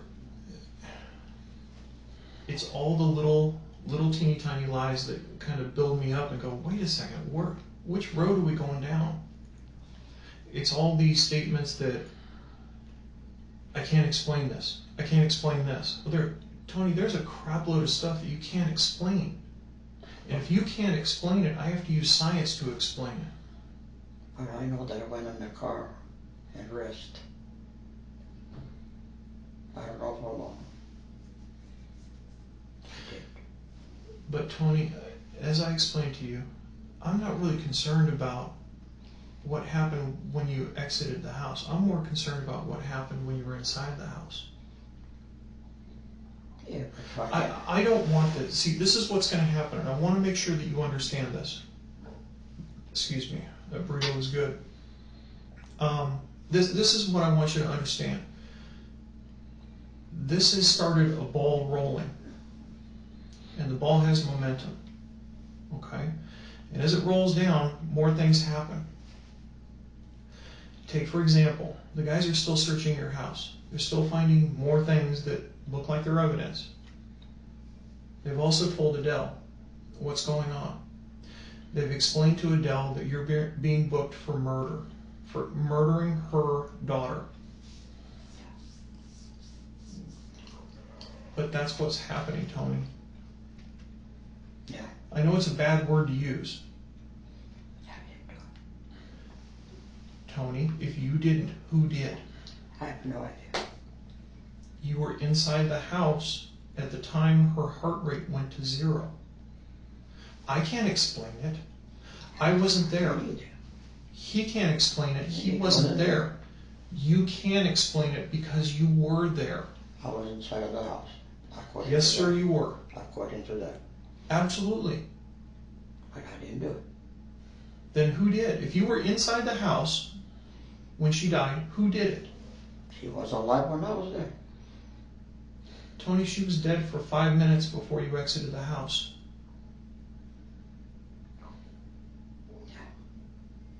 No. No. No. No. No.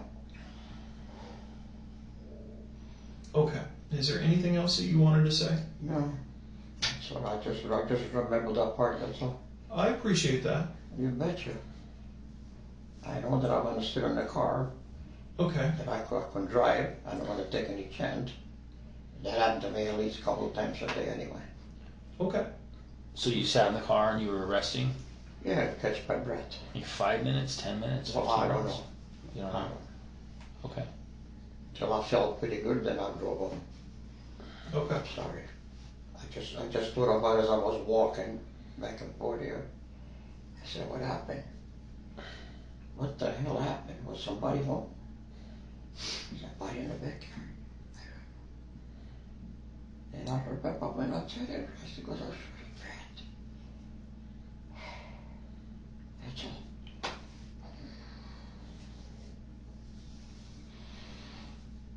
If you were me, what would you do? If I were you, Mm-hmm. If we exchange spots right now, what would you do if you were in my shoes? I can't answer that. Because I could never be in your shoes. Let's just say, for the sake of argument, you were in my shoes. Let's just say, for just this fleeting moment in time, you were a policeman and you were investigating the death of Karen Navarro. And you were presented with the same facts and circumstances, the same documents, the same videos, the same pictures. If you were in my shoes, what would you think? You don't know if those spots are her blood or my blood. Do you? No. But what would you think? I would do whatever's right. So what is right? I don't know what is right. What is a If police? a person is proven guilty, he's guilty. Like I've told you about 10 times, I am not here to judge your guilt or innocence. I am here to find the truth. The truth is, those spots are blood. They are. But, hold on, I can't tell you whose blood they are. Yet. Yeah. Yet. Find out what blood is up. But that doesn't change the fact that I need to do my job, right? Oh, no, of course not. So you would agree, I would assume, that the smart thing would be to take you to the Santa Clara County Jail and book you, correct? So that's what you have to do. That's what you got to do. Would you do the same thing? Given the same If I facts and was in your circumstances? position, I would. Okay. Of course. You got a job to do and perform the job, whatever's right. I try to do the best that I can. You're doing it. With the information that I have, I'm trying to do the best that I can. Ain't no question about it. All right, sir. Okay. Where do we go from here? Go to the county jail, right? Yeah, in a little bit. We have to have some people come in. They're going to take some pictures of you. Well, Okay. then I got to put it on the paper. These pictures aren't going in the paper. Oh, okay. I don't want no pictures on the paper or no name either. Well, I can't stop that. I can't stop names. That's not within my. That's not in my wheelhouse. That's not something I can do. Because Karen's name has already been released. You're aware of that. Yeah, she's already at the cemetery. I know. And There'll be services on the 28th. I know, and I plan on being there. 3 o'clock. I plan on being Well, I there. appreciate it. And I don't think I'm going to be there. I don't think you're going to be there either, Tony. From what I hear, I don't think so.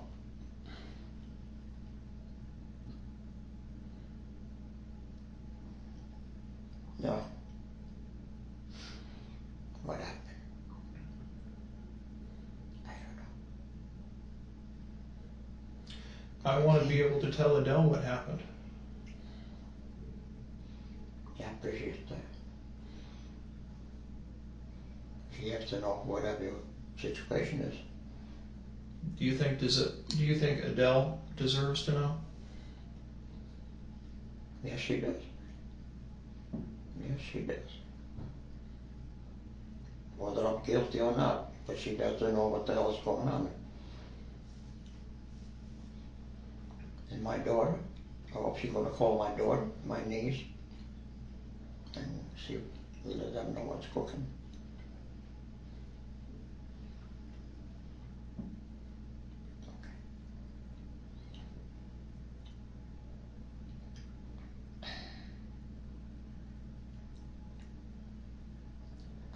I'm saying the truth. I think about the truth. That's, but whatever shows.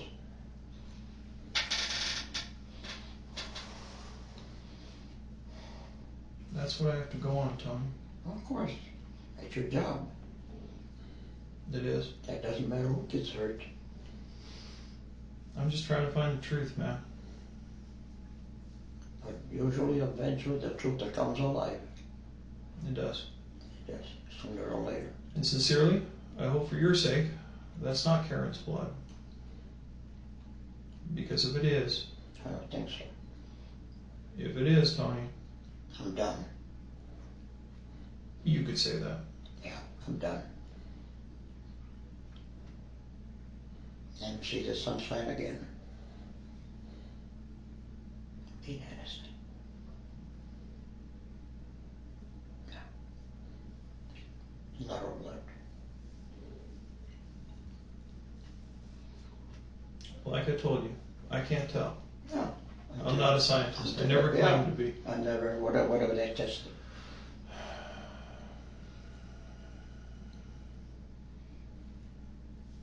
Anything else, sir? No. What can I say? Thank you, gentlemen. And I'll make the best out of it. Fair enough. What's to be is to be. I agree. And see what tomorrow brings.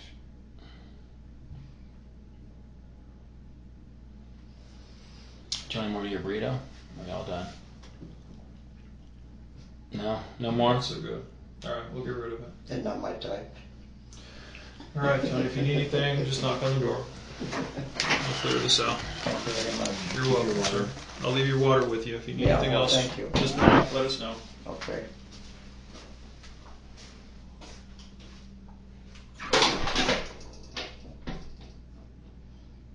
I didn't do it. I did not do it. I would never kill that baby. Never.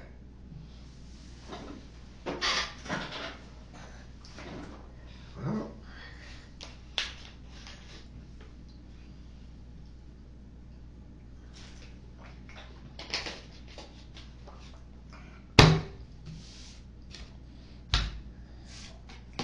I'm done. It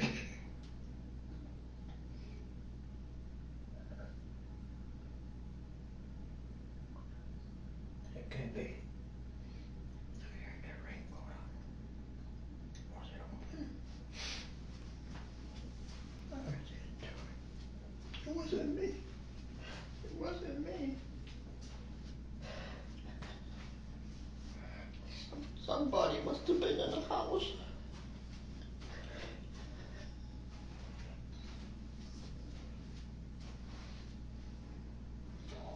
Who in the hell was in the house? Hiding?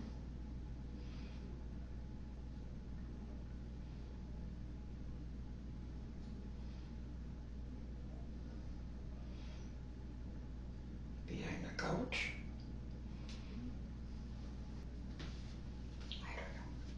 I don't know. I don't know.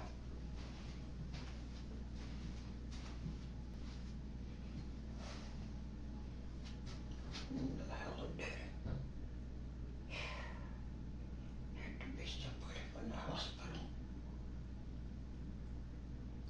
They knew her house pretty well. Has to be somebody from the hospital.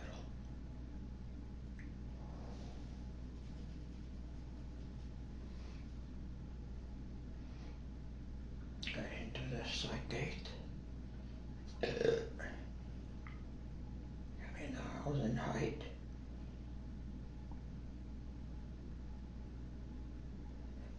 He could have been in the house when I walk in height. He's now suggesting it was someone from the hospital, someone who knew the house, someone who came in through the side gate, someone who hid behind the couch. 3 different intruders in 20 minutes. A man with one truthful memory tells one story. A man without one tells whichever one he can think of next.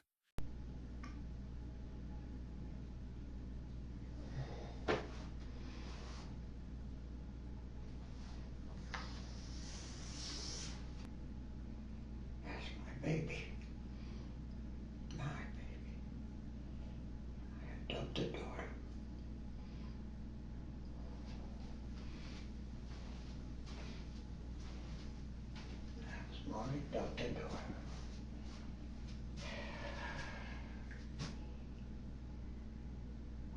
Who the hell would have done that? God damn.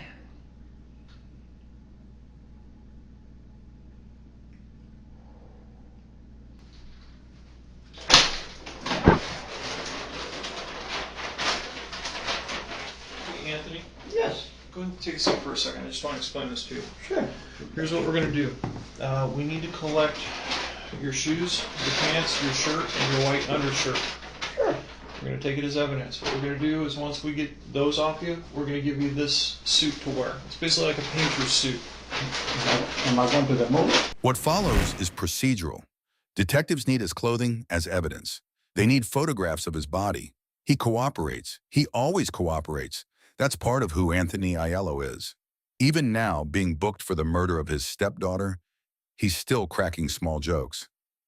Am I going to the moon? In its own quiet way, this is the most chilling part of the entire interrogation. No, you're not going to the moon, but that's what we're going to put you in, okay? So we also have some little booties that go with it. It's not fun, but it's what we have to Gotta do. do what you gotta do, my friend.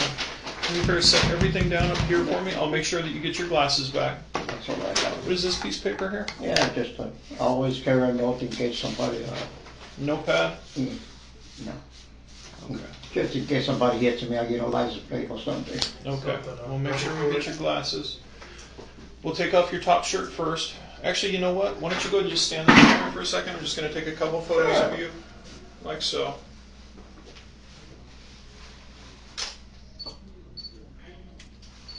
As if this camera's going to work. Must be like mine. Mine are not working. I've been for years. All right, sir.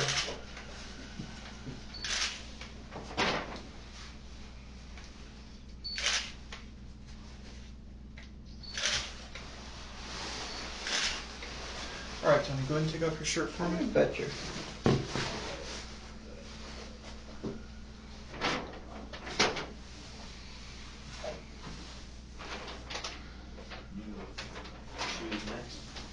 Shoes next, okay. I'll take that one, sir. It's no problem. You don't have to fold it. Thank you. Next. Next, we'll take off your tank top. They're all labeled. If you can find them, Walmart tank top. White tank top, undershirt.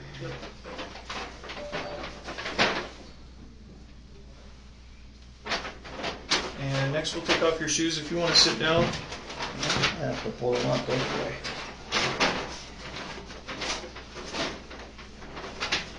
Okay, so we have a left shoe. Left shoe. And I have your right shoe. And the last is your sweatpants there.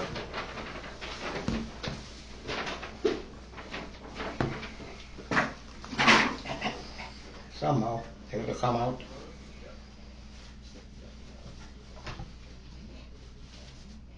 Oh my God, I'll take I'm it. pulling. I'll take care of me. Thank you. So, Tony, what I'm going to do is I'm going to take pictures of any injuries that you have. Do you have any cuts or anything on you? Not that I know right now, but you Okay. can look. Well, I'll tell you what, we'll go ahead and take photos just to show that there are none, okay? Look and see. Can you take both your hands and stick them out, maybe palms up? Yeah. Place them together for me.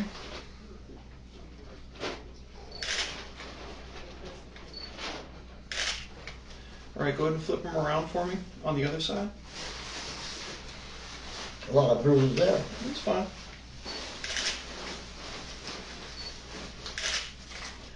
All right, go like this with your hands, Tony.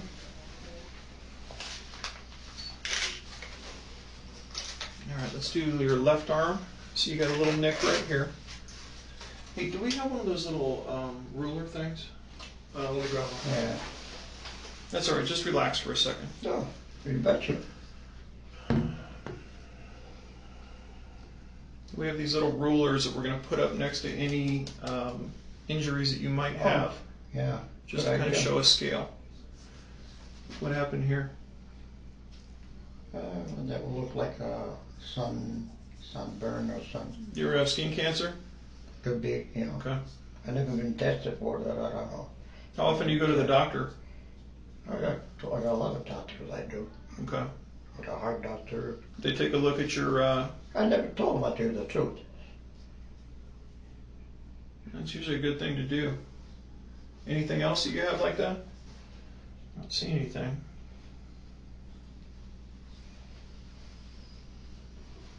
In the back, anything? I don't see anything. This is one thing we can dig up. Yeah, this will work. This will give a scale. All right, Tony, just go ahead and put up that arm one more time. No, just relax your arm just a little bit. There we go.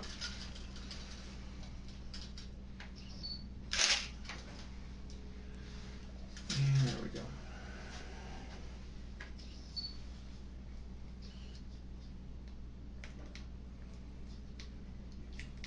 Come on, camera. You got a battery? That'll Takes a work. while if it's too close, you know. All right, Tony, let me see your backside of your arm here. We're learning a lot today. All right, let's take a look at your back here.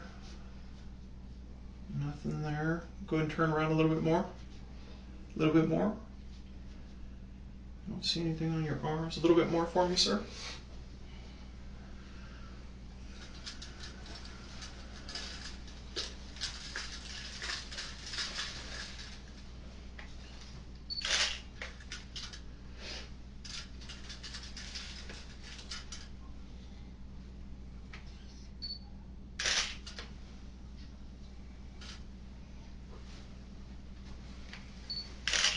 Go ahead and rotate your hand for me just a little bit. Those are from the handcuffs All right. today. That's what caused that. Okay. Can you lift up your chin for me?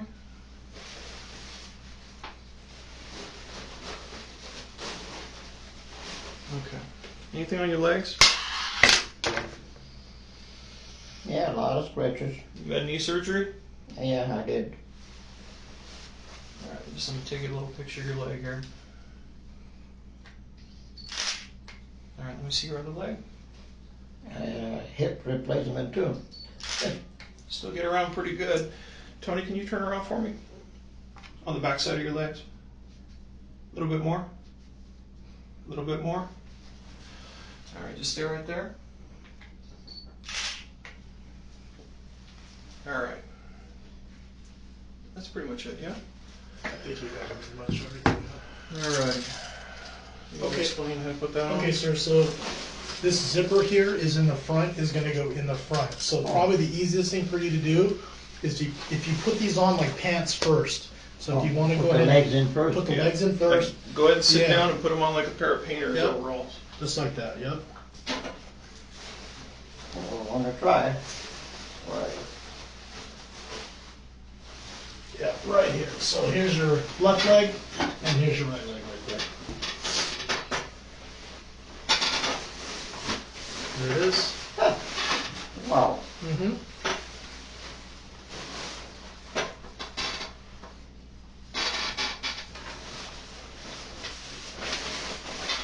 Oh. Yes. Good. Oh, no, that's good. All right. No, go ahead and bring that back out. That's your arm right here. Yeah, no problem. Oh. Yeah, here's your leg right here. Oh, wow. This is this one right here. Yeah, put your leg right in there, yep. Mm-hmm. That's better. Yep, that's easier. Okay.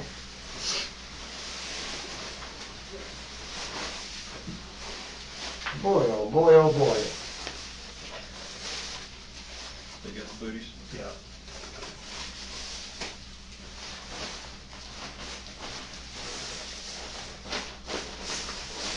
Somewhere. You get it there? And then it's got a zipper on the bottom. Right on the bottom there, sir. Okay, hold on. Got it right there? Yep. Right by your head, yep.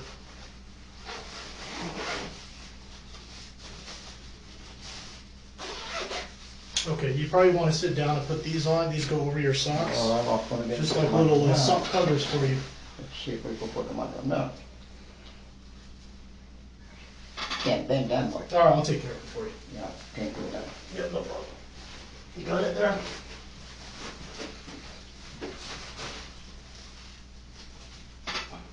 Thank you. You're welcome.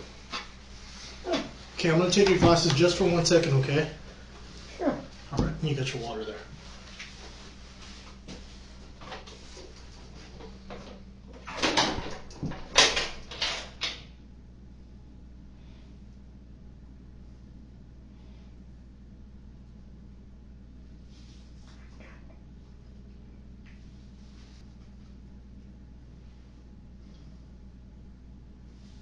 I can't do it. I will never do that. Never.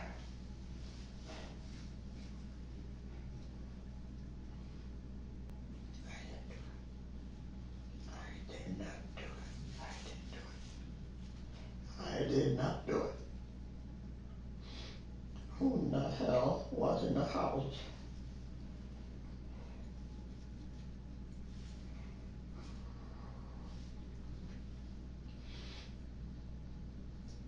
Hiding.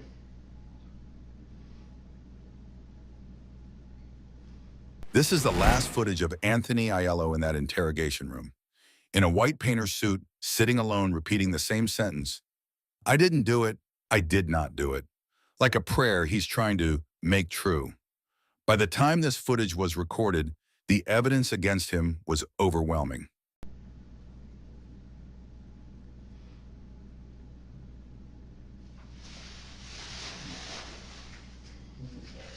Fucking cameras.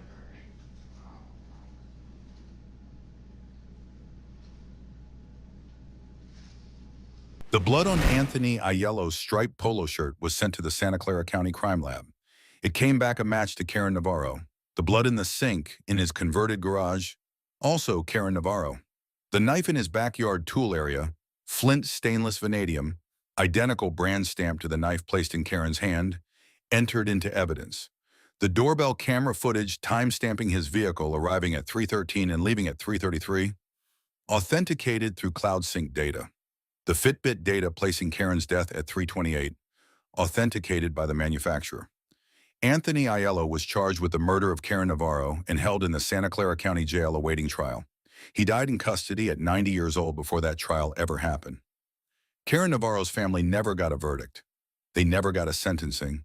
They got a Fitbit, a doorbell camera, a bloody shirt and a laundry hamper, a knife with a matching stamp, and 5 minutes between 3:28 and 3:33 on a Saturday afternoon in September 2018, that Anthony Aiello, even alone in a room, even talking to himself, never managed to explain.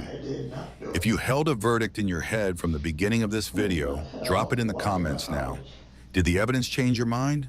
Did the Fitbit do it? Or do you still believe a 90-year-old man could have been framed for a murder he didn't commit? The next case drops soon. Subscribe so you don't miss it.